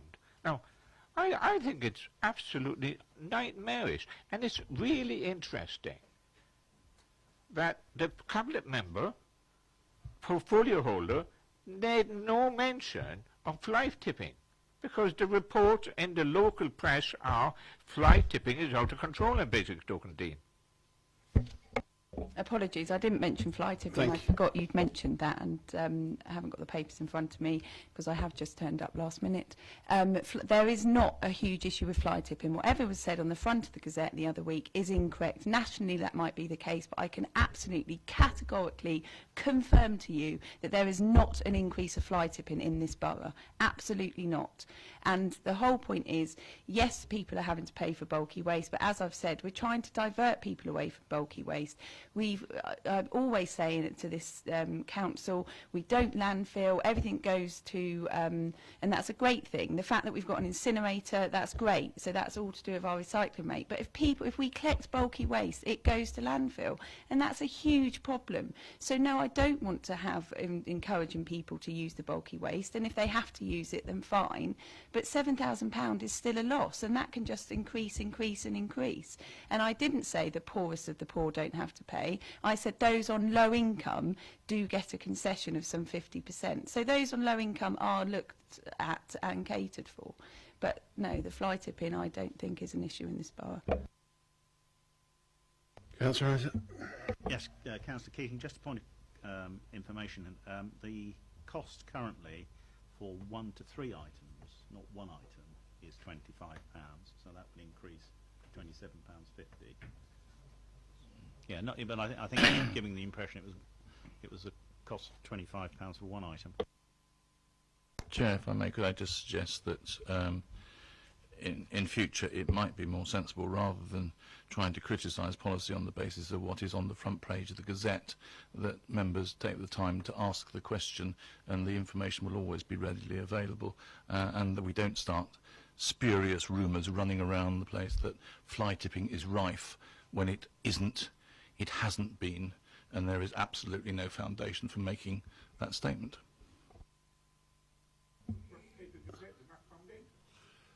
I really don't want to go down that road, Leader, to be honest with you. No. On the question, I just might add that 10% is excessive, because the projected loss of 7,400 is 8.2%, so I can't for the life of me think why you want to go to 10%.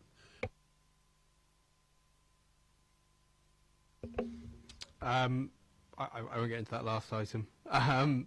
Just briefly on the Sunday parking, obviously I think if it is possible, the machines, then it's eminently sensible to introduce 1 hour free parking. I'm sure everyone's in agree with that, so long as it's feasible with the machines.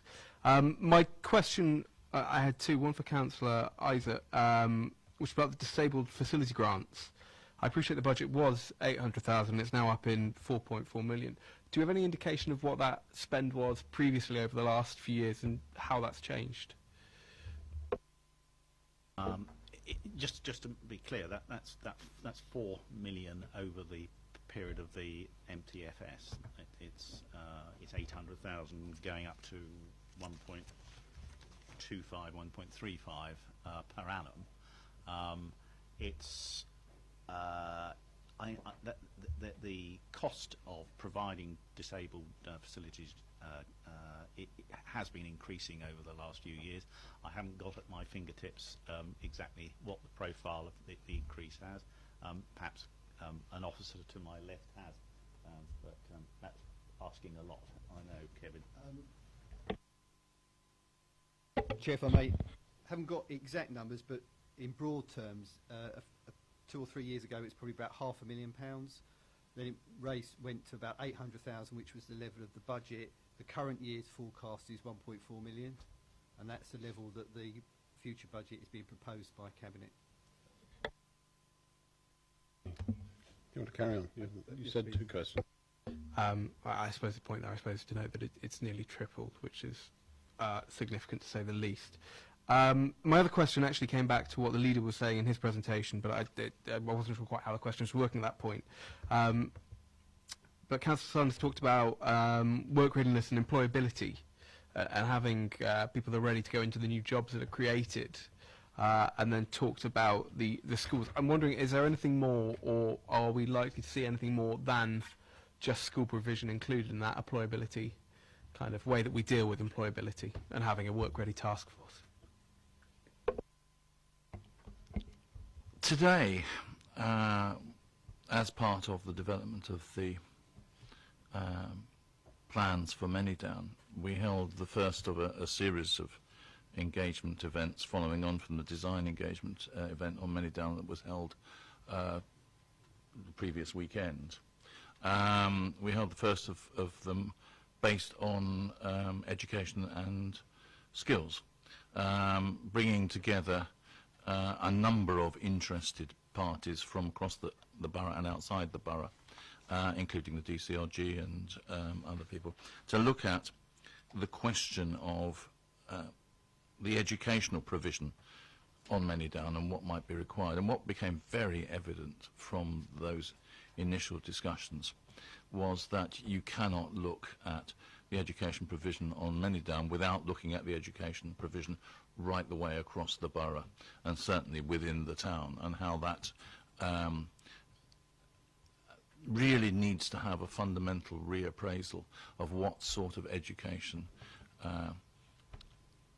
are we going to provide as a borough in 10, 15 years' time, and therefore what do we need to be doing now in terms of the kind of infrastructure that we want to put in for that, and how can we work better together to forge a better link between business and the educators, to make sure that there is a much closer link between the being made ready for work and the workplace, to make sure that there is better engagement of our businesses in the schools, to make sure that the way that somebody navigates the pathway from primary to secondary and then into further education, or even then into higher education, provides the optimum flexibility, so that as people's aspirations change, as their abilities change, there is the opportunity to switch from one line of development to another to reflect what their needs are,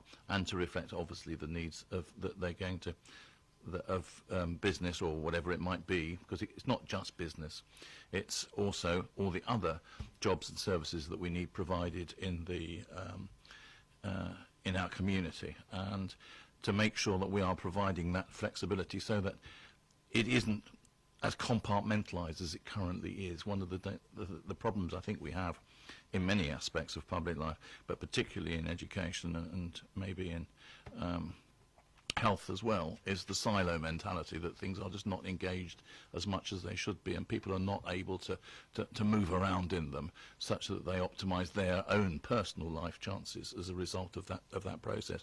And what was really encouraging was the wealth of ideas which came out of today's session. It's very early days. There's going to be a lot more work done. We're expecting a report sometime in probably end of March, beginning of April, bringing this out. I think what's actually going to happen is that the work being done on Manydown is going to be a catalyst for a fundamental revisioning of the way that we want to take the provision of knowledge and skills forward within the borough in the future. There's a lot more people need to be engaged in this process now, and that's becoming evident as we go forward. It's not going to happen overnight, but what is very clear is that there is a great focus on improving supply of development of our people as they go through the educational network, both from the business side and from our side and from everybody's side, I think. And that is going to be a really key strand of the way that we develop in the future. I hope that is the answer to your question.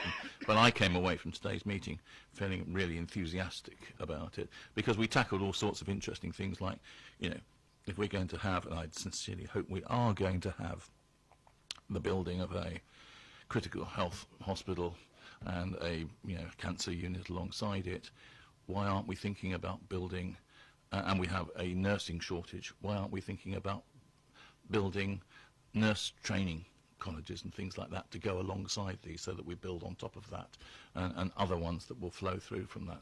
So I think we have to see education and the provision of knowledge and skills as being an absolutely integral part of everything else that we do. Councillor Cousins. Thank you, Chair. I just want to row back on LIF, if I may. And I just want to get this clear on my head, so please forgive me. Councillor Reiser, I just want to reconfirm that money already allocated in the pot, as it is at the moment, will still stay on the basis of the split 40-40-20. Have I understood that correctly, please?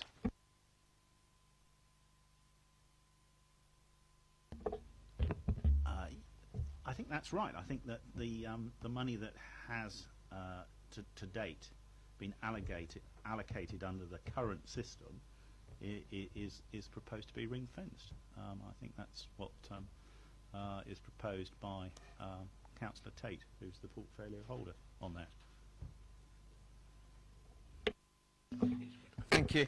Can I bring Kevin in on this, please? Because I've got a question in regards to page 37 of 91, points 9.37 and 9.38. So this is specifically where it says Cabinet's 2016-17 budget proposals, and it explicitly says that it's changing that new homes bonus. So I want to confirm, Kevin, has the budget proposals made in here based on the portfolio holders' comments tonight, that it's based on that 40-40-20 rather than the 70-25-5?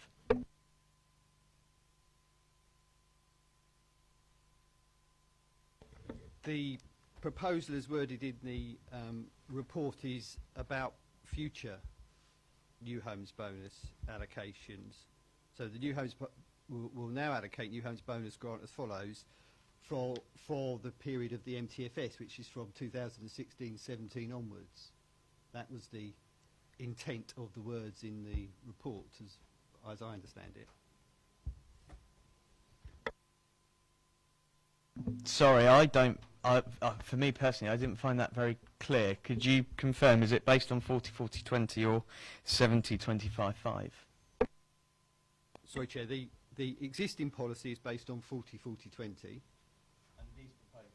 These proposals are Cabinet's proposals for the medium-term financial strategy period, which runs 2016-17 to 2019-20. So the proposals here relate to the MTFS period, not to the period before the MTFS. If that makes any more sense, Chair. That's very straight. Councillor Bound.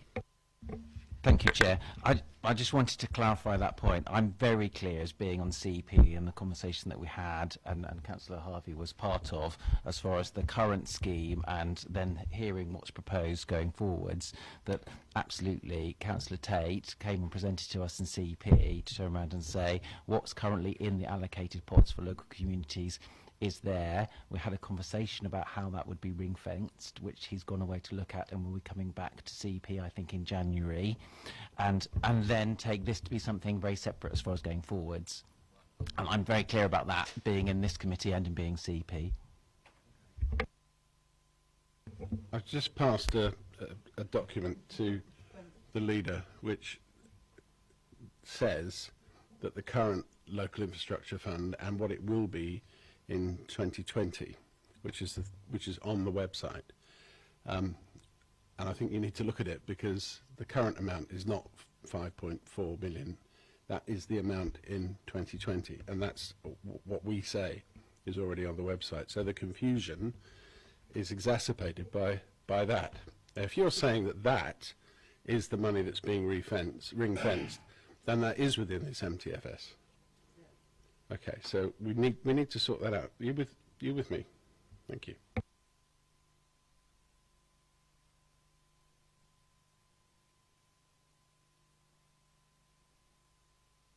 Adjourn for 5 minutes, please.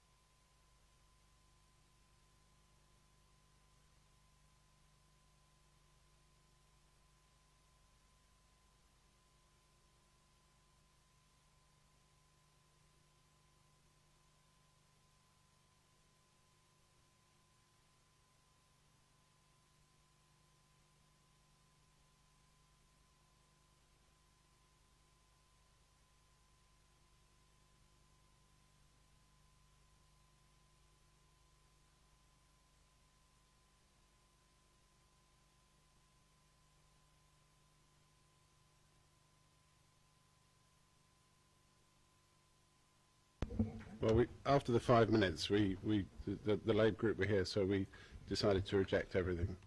So, okay. Thank you. Can I ask Kevin just to explain, and then we'll all know exactly what the position is. Kevin. Thank you, Chair. Yeah, so I'll just run through where the 5.4 million estimated balance in the lift scheme comes from that we were talking about earlier, that Councillor Isaac raised earlier. So we start with currently in the actual balance of 4.65 million, and that's in the 14-15 audited account. So the actual figure in LIF at that point was 4.65 million. Then to that we add 40% of the approved allocation of new homes bonus for 15-16. So that comes to 1.859 million. And then we take off of that the estimated, because these are forecast figures, the estimated allocations of the lift scheme in 15-16, which the estimate is 1.152 million, and those three numbers combined give you 5.357 million, the 5.4 million that the MTFS is forecasting will be available for the lift scheme at the end of 15-16. Thank you, Chair. Well, that clears it up. I've also asked for that resume of the lift to be taken off the website because it doesn't really show the accurate picture. But in saying that, presumably we can put up something that is, so people understand. Okay, well, yeah, it needs to come down at the moment until it is updated as soon as possible, please. Councillor Golding, Senior. Thank you. And as I said before, I had assumed we'd gone on to debate now, so I would like to respond to the 2 points made by Councillor Harvey.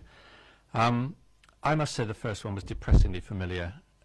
His usual list of things running down the borough. I picked up growing inequalities, record levels at the food bank, rough sleeping going up, something else I missed, and manipulation of the housing register, which I thought was an outrageous way to describe our renewal of our housing allocation scheme to make a system that is both simpler and clearer, easier for people to understand, and gives people a very clear idea of their chances of getting affordable housing. And all of those are serious issues, but they're only a part of the picture. I have a number of Facebook friends who share the misguided view that the answer to all social problems is more public spending, and they frequently point me to interesting articles on other websites that I can read. And 2 weeks ago, one of them referred me to an article on the BBC, not noticeably friendly to this government very often, about ways of solving poverty. And I don't think they can have read to the end, because when it got to the end, it said the one thing about all this that was absolutely clear is that the best route out of poverty is employment. And that is the best route out of poverty. So I think this government has got it right. I think the local administration has got it right. The first priority is economic success so that people have jobs and can support themselves. But as the leader made clear, equally important is that we support those who need our support. And as a counter to Councillor Harvey's depressing litany, can I just mention the following? This administration has taken decisive action to support May Place and the Joshua Tree. We've put a lot of money working with Sentinel into buying houses that can be used for people who would otherwise be in bed and breakfast. We've put quite a lot more money into bus services, which generally help the people who are less financially well off, including the evening pilots. We've as already been mentioned, putting a lot more money into the Disabled Facilities Grant, 4.4 million over the period of the MTS. And we redid the system for applying for grants from the voluntary sector, and that led to a number of organisations, many of whom were addressing the issues of the people who most need our support, who are now getting funding from this council, who weren't getting it in the past. So I think I would, not always a fan of the administration, but I commend them on this. I think they've got the balance right in this plan and in practice. It's not just words, it's actions. We are doing things that will promote economic prosperity, but we're equally doing the things that are needed to support those who need it. Councillor Harvey's second point on the LIF, and we've already mentioned the CEP debate, which I was chairing. The reason it came to LIF came to CEP in October was that a number of people were complaining about the way it operated.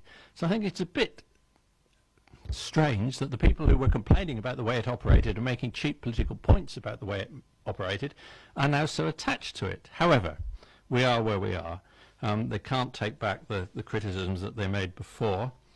And it's already been said, we can't really make a decision tonight because we don't know what the Chancellor is going to say tomorrow. But I can tell you what happened at the committee, and certainly the proposal that we had at committee was not that the existing funds would be ring-fenced forever, but they would be ring-fenced for 3 years, and we had a long debate as to whether 3 years was long enough for a new community, which generally took a lot longer than 3 years to build, to discover what its needs were. And Councillor Tate did agree to go away and think about that. The committee was very clear that a strong link must remain between where new homes are built and where local infrastructure fund money is spent. New homes built in a ward should generate LIF fund money for that same community. So we sent Councillor Tate away with a very clear message, and with the request that there should be further discussion between him and councillors, in particular the factors influencing criteria and weighting within any new LIF process, about merging the LIF and about the need for a direct link between development and funding. And we requested a report back at the January meeting of CP, and as far as I know, he is coming back in January with a report. So we will have this debate further. We will carry on from the excellent progress we made in October with further debate in January, by which time, hopefully, we will have the missing links in the national picture. I think that's all I need to say. Thank you, Chair. Thank you. Just in case there are any more questions, are there any more? No? Okay, does anybody else want to enter the debate? Councillor Cousins. Yeah. Thank you, Chair. I just want to follow up on Councillor Golding's contribution, just specifically around the LIF. It is a hot topic, would you believe? And I would, from a personal point, I would take umbrage with the suggestion that all of a sudden we've become attached to it. We've known that it's there, and indeed rightly so, it was raised at CEP that members, myself and my fellow ward councillor, Councillor Westbrook included, have had problems getting projects through. There are things that we would like to deliver and would like to deliver using the LIF funding. And when we have put them forward or spoken with officers, we overcome hurdles and obstacles. And it means that we have to go to the drawing board, start again, come up with a new idea. No, meets two out of the 4 hoops that you've got to jump through. Right, okay, back again, start again, and that process continues. That would have been had I been available for the committee that night, that would have been the argument I'd have made. Yes, we know the money's there, good. It's some recompense for the residents that have had to undergo that development. They would like to use it, but we're coming towards barriers when we want to use it. That's the point that we're trying to unstick. I think also looking forward is no matter which way you do shape it up, residents that accept development will no longer receive the subsidy that they once were entitled to. And it does pain me that you could have a community that strongly opposes a development. The development gets put through, and the community that was so adamantly opposed to it could then apply to take its money and fund a project. And I understand the leader's point that yes, it would be weighted and it would be, in a sense, balanced to try and alleviate that. But the point still remains that somebody or a group could vehemently oppose something and still benefit from it, and that doesn't sit comfortably with me, and it doesn't sit comfortably with my residents. And where there may be a future development and another area wants to take that pot of money, and that's the point I would like to try and stress the Cabinet is please rethink it. Thank you. Thank you, Councillor Bound. Thank you, Mr. Chair. I just really wanted to, as one of the strong advocates for LIF with my local community, I think both sides in the CP absolutely accepted the tension between local communities and allocations to them, and issues around having strategic funding for borough-wide initiatives, and how unfair it is for our, and there's something about being a really good neighbour here for areas which you can be right next door to, like Winklebury, where Rooksdown has a lot of money and Winklebury doesn't, and that is not fair. And when you just that is just set by an arbitrary line that facilitates an election, and that is not right, and that is not something that the CEP said should go forward, and there should be. And the bit that I find the most difficult about what Councillor Harvey was saying was, in the CEP, I thought I agreed with him on something, which was that we should have a pot that had more money in it for strategic projects that benefited the wider borough, and therefore something did need to be looked at to change it.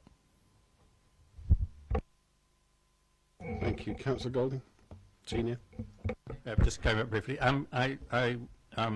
My comments about cheap political points were not directed at the points that Councillor Cousins have picked up, and it is true that there were some very real points made at CP about problems with the way the system works, and Councillor Harvey and Councillor Potter, when they were in constructive mode on the night, brought forward some very interesting points about the way the rules could be changed, and communities could have a greater role, if you like, in saying what it was they needed. So I'm not in any sense disparaging that. I would caution against the idea that you should make a test of whether the community opposed the development in the first place, because I think the good folks of Popley, who fought so hard against the north of Popley Fields development, if New Homes Bonus continues, might not like to sign up to that. I don't have anybody else wanting to enter the debate. Okay, last chance. Councillor Isaac, would you like to sum up or not? Thank you, Chair. No, as always, it's good to come along to this committee and hear these views, and we will go away and think about some of the recommendations that you've made.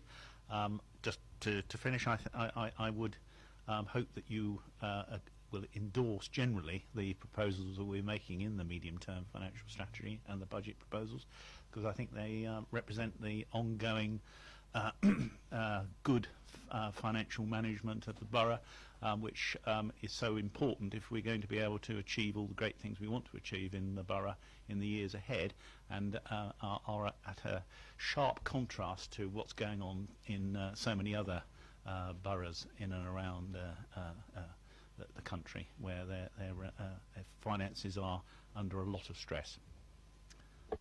Well, thank you for that. As I said earlier, I think that may change as a result of tomorrow's debate, so it's difficult to say whether we'd endorse it or not in advance of hearing those. I mean, I think there are issues that still need to be discussed, so let's see what happens tomorrow, and then, if necessary, reconvene the meeting. Paper C now, isn't it? No? Is there any guidance on how reconvening the meeting would work or anything like that? Just from it. It's a case of if we're going to adjourn the item, then the item can be put on either a fresh agenda or the same agenda. I'm a little bit reticent for us to have a rehash of the same debate next week. I think I've made my decision, and I want to do that. I want to adjourn that item because everybody's been saying, well, we don't know what's going to happen tomorrow, and because of that, I don't think we're in a position to reach agreement, and that is my decision. Paper C. Paper C. Sean. Sorry, John. Is it a chairman's decision or is it a committee decision? It's chairman's decision. I disagree. I think the chairman is perfectly right and able to adjourn an item. Are you really going to challenge that? Do you wish to challenge it? Because if you do, that's my only request was for a slightly broader committee view on it, and whether the committee wished to do that, and exactly how that would come back. Well, I made the point earlier. I think that much of this that's been spoken about tonight could change as a result of tomorrow's announcements. So I think it's perfectly reasonable of us to adjourn that item. Happy to adjourn just that item. If it doesn't make a big difference, okay, but if it does, we need to reconvene before we can endorse that. And that is my view. And I think it is actually a chairman's decision, but, you know, we haven't got any of the lawyers here, have we? I'd suggest you give yourself the freedom to be able to move on without having to get everyone together if there isn't anything more to discuss. Not quite sure what that means, but I think you were saying you would have to reconvene in any event, whatever is said tomorrow. You may want to leave it that, you know, if whatever is said tomorrow doesn't have a significant impact, that you don't want to get everybody together just to agree it didn't have any significant impact. yeah, happy with that. Is everybody happy with that? Could just make a point, is that what we are, or what you are discussing this evening, are papers for consultation. They are not final papers, they are not decisions which are going out. Therefore, there will be, quite possibly, all sorts of other changes which may result from the consultation and views which are put forward. And I think there is a danger that we may finish, and the actual time when this is decided is when it goes to Cabinet, in which case there's perfectly full opportunity for members to come and make representations to Cabinet, and then of course when it goes to full council in the full council debate. So it is going to get debated, or members are going to have an opportunity to have an input to this at least twice more, and I don't think we would have any intention of publishing any changes to it until such time as we'd had the results of the consultation, and of course taking into account any implications from the Chancellor's statement. But don't forget, it's not just the Chancellor's statement tomorrow, it is actually the local government settlement, which won't come down the tubes until probably Christmas Eve or something like that. So we could be well into January and actually be cranking up in January for Cabinet in mid to end January. So the timing of it is not going to be felicitous to further consideration. Kevin? Thank you, Chair. I mean, if it helped with the committee, I was just going to highlight, in terms of the paper D, I think, the future work plan, that there is a scheduled scrutiny meeting in January, on the 12th of January, which would be to consider the Cabinet's proposals for the policy and budget framework. So that would be after the consultation, in light of any other changes, and they would be the detailed Cabinet proposals. So the Scrutiny Committee would be looking at those, or it's planned to look at those, subject to obviously the committee looking at the work programme in January. I'm not convinced, but I'm happy to go with the view of the committee. So do you wish to adjourn now, or do you wish to complete the item now and revisit it in January? So which would you prefer? Yes. Thank you, Mr. Chair. As we have it as an item on the work plan for the 12th of January, I see no reason not to just leave it at that. Any other views? Okay, well, we'll leave it at that then. Thank you all. Paper C. Councillor Keating. No? Thank you. Just wait a minute, Sean, whilst they disappear.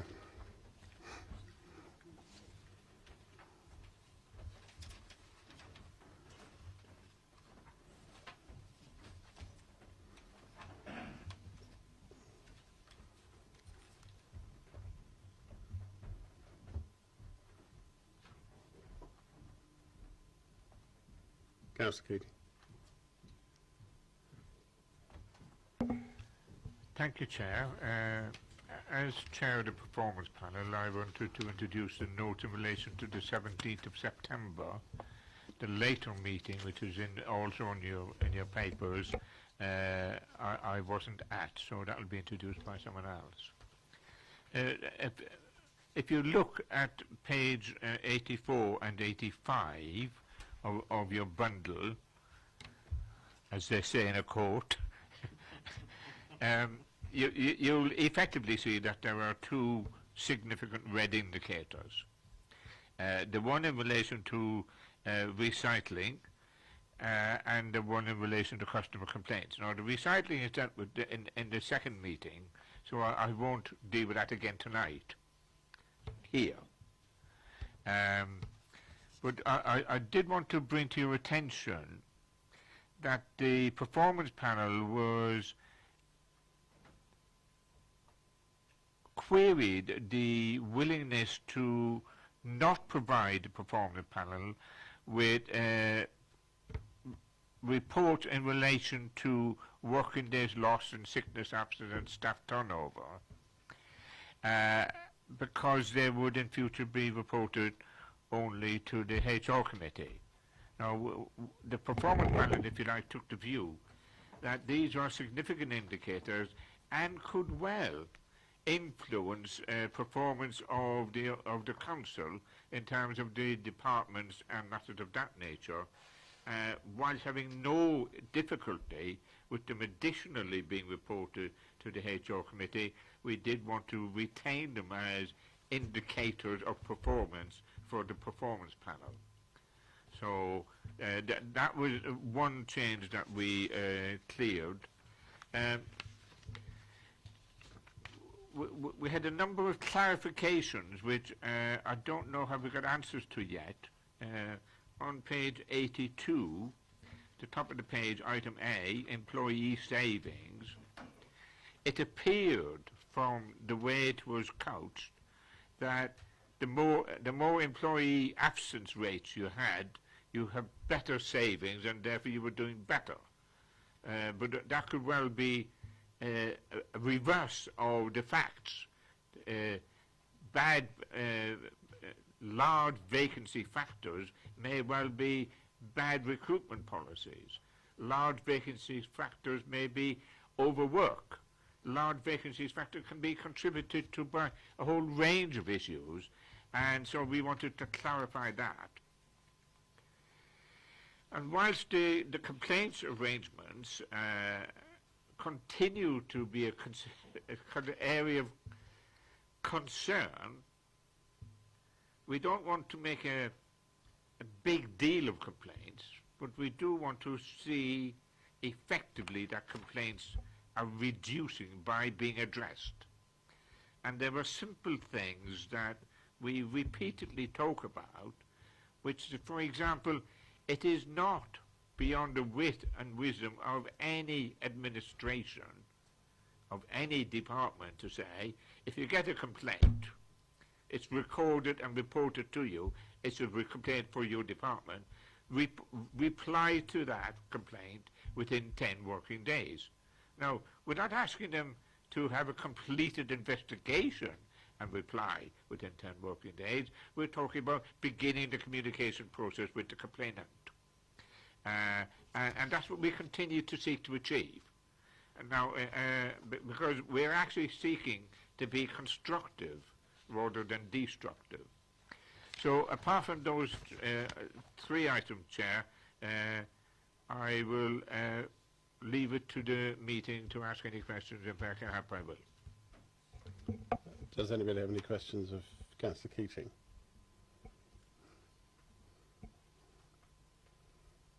The only issue, you've asked that the staff figures continue to be reported. Has that been agreed?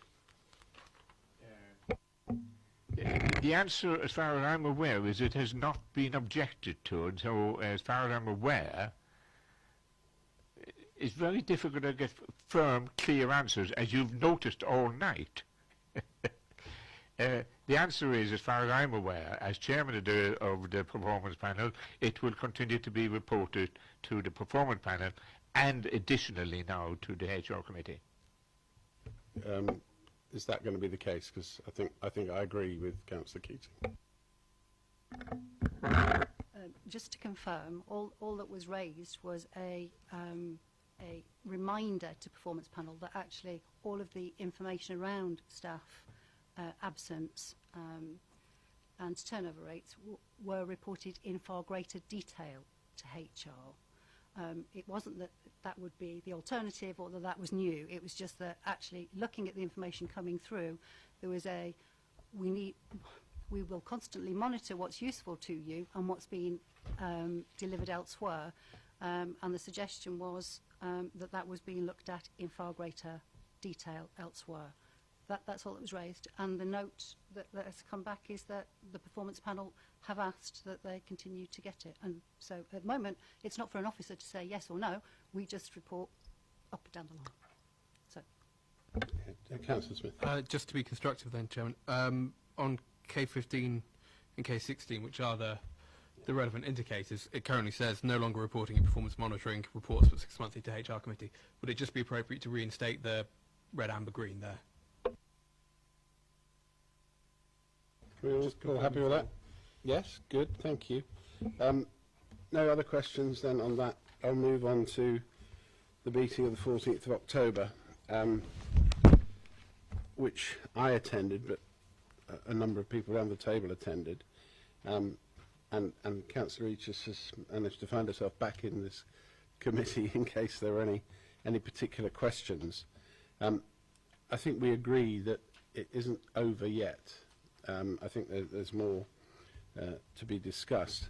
I did raise a couple of things with Councillor Eachus, just I'll just, in terms of food waste, because that was something that was mentioned, and the question was asked of me, and Councillor Eachus saying that we can't dispose of it in Dummer because it's at capacity. I don't know what the machine's called. It's an anaerobic digester, I think. Oh, you all know. Oh, good, okay. There was another there was another issue that we probably need to go out, or something needs to go out to residents on, and that is the issue of how you dispose properly of fat, oil and grease, because it's an issue particularly in my ward. When the fat, oil and grease combines with soap powder, it goes rock solid. And you cannot stop soap powder, because washing machines, the powders are chemically treated so that they activate at different levels of temperature. So unless you do an 80-degree wash, there's always some soap in your in what you throw out into the sewage. And what they were saying was that they put their fat, oil and grease in a baked bean tin. That can't go into recycling because it's contaminated, and some of the operatives have said, well, you can't put it in the black bin either because it should go in the recycling. So I think we need some clarification on that. I think Thames Water can probably help Councillor Eachus if we were to talk to them. They were giving away, round about the flood time, some containers that people can use for that, and I would have thought that that would be something that we could. I know it's not a big deal, but it means that it is a big deal if you get a blockage in your own on your own property. That is really a big deal, and it's 100 quid to sort out.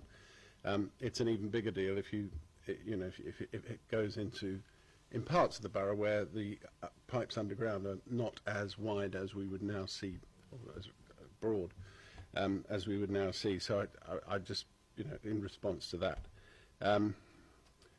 That was all that I'd raised with her. I don't know with Councillor Eachus. I don't know whether anybody's got any questions.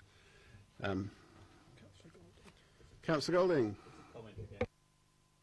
Just to say, to confirm, food waste is on the work programme for community environmental partnerships. We haven't fixed a date for it to come back. We were discussing in December when we have our meeting when to come back. And I hope Councillor Eachus is listening, because I haven't had a chance to check this out. We also have on our work programme, I think for January, a discussion of the contract with Veolia.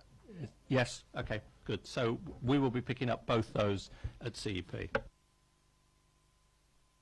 Councillor Eachus. Yeah, so I do appreciate that food waste came up, and I had somebody from Project Integra. He did a very good presentation, and then there was a discussion around bringing it back. But we have to bear in mind that we are looking at the contract at the moment because it's up for renewal. Or so as part of that, that will be looked at as a whole. So I think we have to have separate discussions as to whether we need to have a CEP just on food waste again, or whether we need to discuss the renewal or the retender of the contract first. Because if we're retendering it, that's an even bigger thing, and that food, you know, all of the food waste and everything can be looked at as a whole as part of the renewal or the retender. But I think, you know, I agree with that, but I think at the end of the day, there's still always going to be the issue of how people get rid of their fog. I agree, and I did email you yesterday about that. Yeah, but I agree that there is, and that's something that I can look into in more detail. But like I said to you, foil, they can put in foil containers. Foil can't be recycled at curbside, so the bin men are not instructed not to collect if there's foil in there. So yeah, I can look at that in more detail, and when we report back to performance panel about these indicator things in due course, maybe that can be one of the issues that I and the officers discuss with you. Okay, thank you. Are there any other questions on that? Oh, sorry, Councillor Cousins, beg your pardon. Thank you, Chair. It's just a quick one, and without wishing to trample on the future fun of CEP, I'm if I could be cheeky in terms of inquiring about what's in the tender, is it a case that nothing's off the table, or have you, in terms of what we would like to see offered, or have you put strict limits on, we just want you to quote for XYZ service? No, there's nothing at the moment. We've got to make a decision by next summer whether we're going to extend the contract or whether we're going to re-tender. So if we, and it's all very complicated, the meeting, for instance, I have a meeting tomorrow with officers, and then they've got a big meeting with Veolia on Monday, so things have been going on all summer, trying to get costs and things before we can then look, and then we've had legal look at, okay, if we want something else, is that such a big change to the contract under law that we can't possibly extend it, because then we're a local authority and we have to re-tender. So legal research that, and it's all very complicated. Up to so much, money-wise, you can extend without having fallen into the procurement and re-tender. And if we were to do food waste, don't quote me on this, I can't be certain, but that may be that we can extend, but again, legal would have to look at that. So all of that's being looked at, but nothing's on the table at the moment, nothing's off the table. We just want to find out from Veolia, if we are to extend, what are your costs, and, you know, do we need to look at, we've got to get best value for our taxpayers. So the whole thing is being looked at. Like I say, pre-meeting with officers tomorrow. Officers have then got big meetings with the Veolia on Monday. Things are going to go on from there, and we're going to bring everything and put everything on the table to you guys on sometime in January, I hope, at CEP. I mean, I think it's. I think we recognise that it's a large contract and it's big money, but there have been significant changes since it was first let. So, you know, I wouldn't be surprised if we ended up recontracting, but I suppose, as the great people say, or re-tendering, when we get to the end of the path, we'll see the size of the football ground, won't we? Any other questions? No? Put you down for January, okay. Thank you, Councillor Eachus, that's very helpful.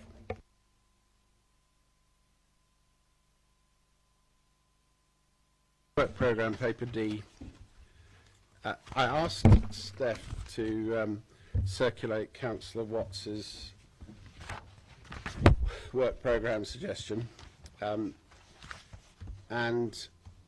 I don't know what people thought about that, but he did very helpfully send me an email, which I'll write out.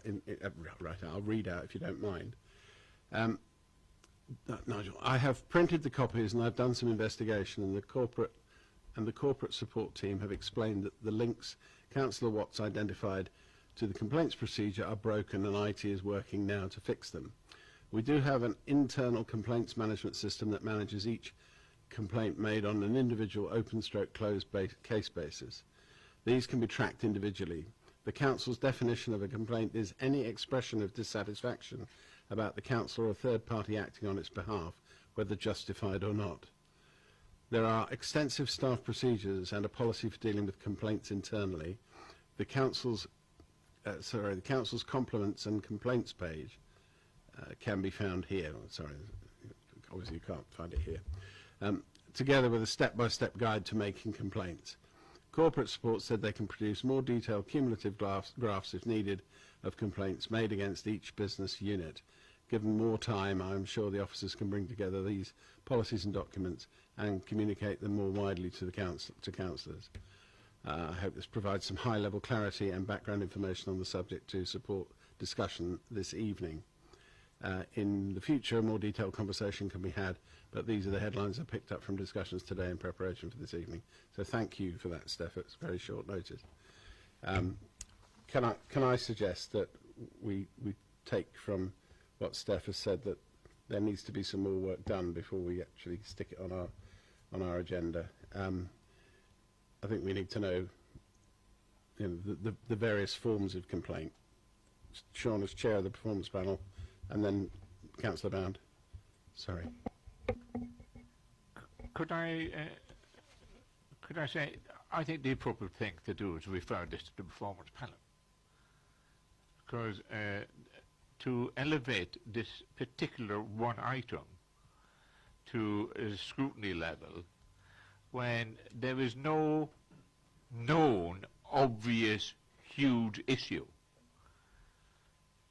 We've been looking at complaints consistently and regularly through the years on complaints, and the number of complaints has not grown to the point where it's an issue of substance. Otherwise, when I report the performance panel to the scrutiny committee, I would have highlighted complaints as an issue repeatedly, and that, as you will generally recollect, I haven't done that. It's not been a repeated issue. So I would suggest that we simply ask the performance panel to look at the issue and get the report being suggested. Thank you, Councillor Keating. Councillor Bound.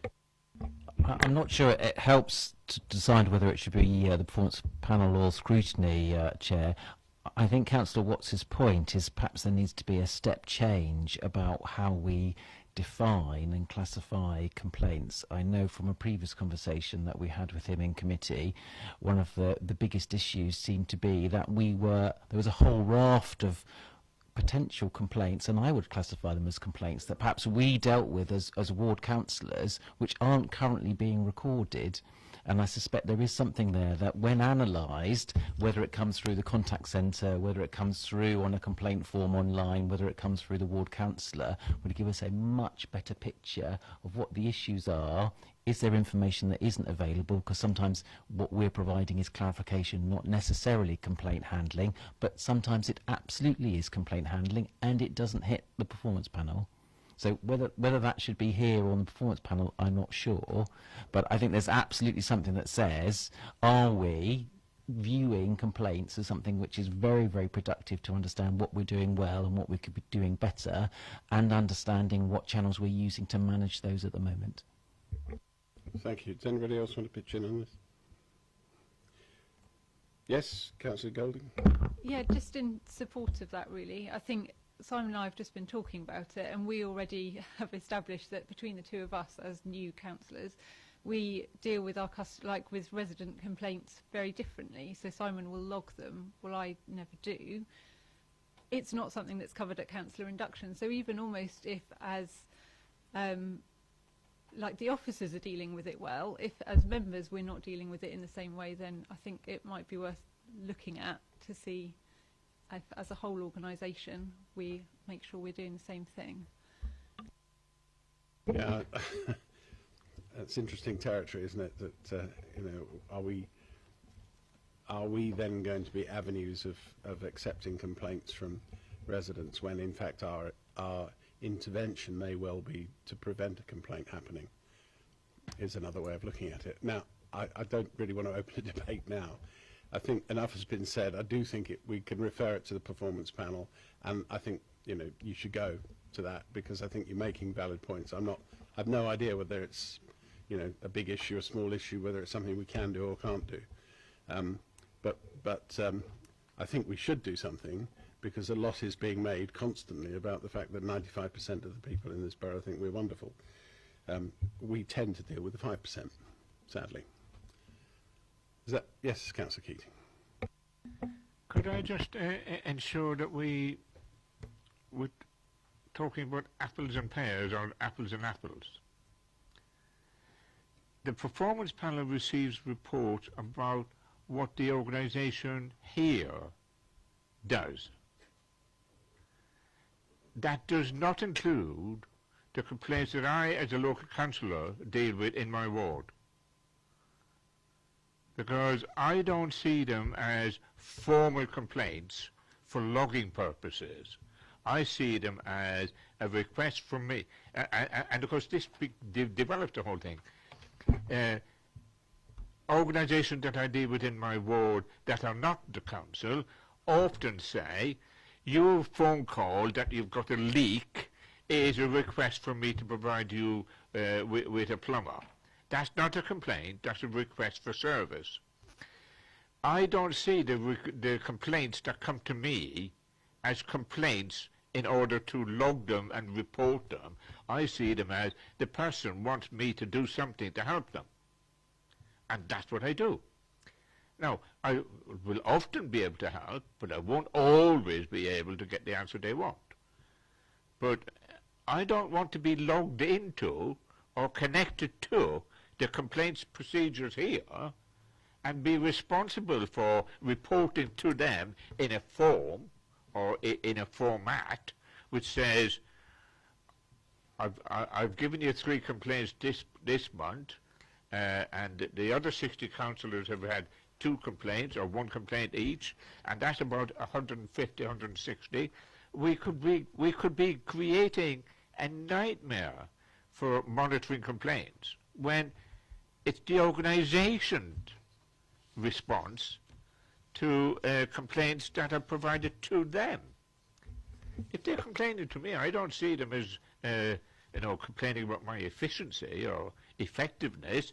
They're simply saying I can't get any satisfaction with my normal reactions, so please help. Thank you. I mean, maybe I've muddied the waters. I mean, I log everything, but it's my log. It isn't the council's log. Yeah. And I use the email system to do that, and every single piece of casework has got a folder, and my mailbox is full. Councillor Bound. My issue picks up on the definition that you read out, Chair. I believe every time I contact the Borough Council, whoever I speak to as an officer in the Borough Council should work out if I'm assisting a resident with their first inquiry for a request for service, which is not a complaint, or the officer should turn around and say, oh, actually, Councillor Bound has been contacted because there's somebody that's having a real problem with a service that is not being delivered properly. It is in the 4 or 5%, and it's for them to log it as a complaint. And I think that is what is not happening with the definition that we currently have written down, is that a councillor's inquiry is dealt with as a councillor's inquiry, and it's not in any way fitting any classification. And I would expect it to be an officer's role to classify it as a complaint if it is exactly a complaint, and it should go with the rest of the complaint figures. So it wouldn't be beholden on us to record it as a complaint, but every officer who's dealing with an inquiry that we have is making that decision using the definition that they already have. Even though Councillor Watts isn't here, we're creating a debate around him. I'm really not sure where I think it would be sensible to ask the performance panel to look at it. I think it's vital that you attend that, Councillor Bound, and let's see what comes of it. I do understand what you're saying, and it is difficult. So I'm a bit divided, and I also see what you're saying, Councillor Keating. It's us just getting on with what we have to do, and the level of inquiries tends to be higher in the urban area than in the country. It just tends to be. It's not always. But okay. Anybody else wants to add anything to? We're following up. Yes, Councillor Cousins. Thank you, Chair. On the final page, we've got county functions as a to be timetabled. With all the current movements at the moment in terms of devolution, could I make a suggestion that we undertake that and we rename it as devolution, and we have a look at what's coming forward and being discussed, and potentially add it onto one of our agendas?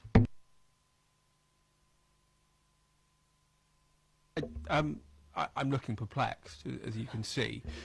You want to rename it devolution and then scrutinise the devolution, which is going to be a full council decision of which we're not sure what it is yet. I'm struggling to understand exactly what it is, and while I appreciate your further for scrutiny, Councillor Cousins, I'm struggling to understand exactly what it is you want to scrutinise. I want to scrutinise the deal. I want to scrutinise potentially what we're signing ourselves up to, and I agree, yes, we're having bits and pieces come back from the leader in full council, and that, yes, ultimately it will come to full council, but I don't see any reason why we couldn't have a sneak peek at it. Hang on a second. I can see what you're saying. I mean, but that isn't what this paragraph says. Yeah. I think we're in slight difficulty. I mean, we can ask the leader to come and talk to us about devolution, I suppose, but I'm not sure that that's not what you really want, isn't it? I think what you're saying, what this bit is saying is, you know, what proportion of our expenditure is being made as a direct consequence of services being cut that used to be county run? That's a separate question. And if that's the question, then we can ask the question and ask Kevin to tell us what that is. Consider the question asked. Is that all right? So we leave it on the. Can we leave it on the work plan? Okay. So, everybody happy with everything else is on there? I have. Education to come in, do we? Sorry. Education to come in. Yep. Jean Thorpe and David Hardcastle. Is it David Hardcastle? Yeah. Deputy Director of Education are both coming. What I've said there is for that meeting. We've reserved the following week because if we have that item, it's likely to be quite a long item, and I don't think it's fair that we should stay. Any of us should stay here beyond 9:30. Certainly not the officers. So, just as a precaution, I've reserved, or Steph has reserved, the 19th. We can take a report from the GP Services Healthcare Task Group. Soft market testing is going to CEP at some point, isn't it? Is it before? Yeah, January. I thought it was. Okay, so can we leave it here, but see what happens at CEP? Yeah. We'll have to review the work programme again. So that sets us pretty much for the rest of the year, unless anything of an emergency nature comes up. Are we all happy with that? Yeah? Yes? So the recognition of resolution of complaints, is that coming off? And then No, back on the performance panel? we'll leave it on there in the hope that the performance panel will be able to come back and report on the 8th of March. Sure. Thank you very much. Meeting closed.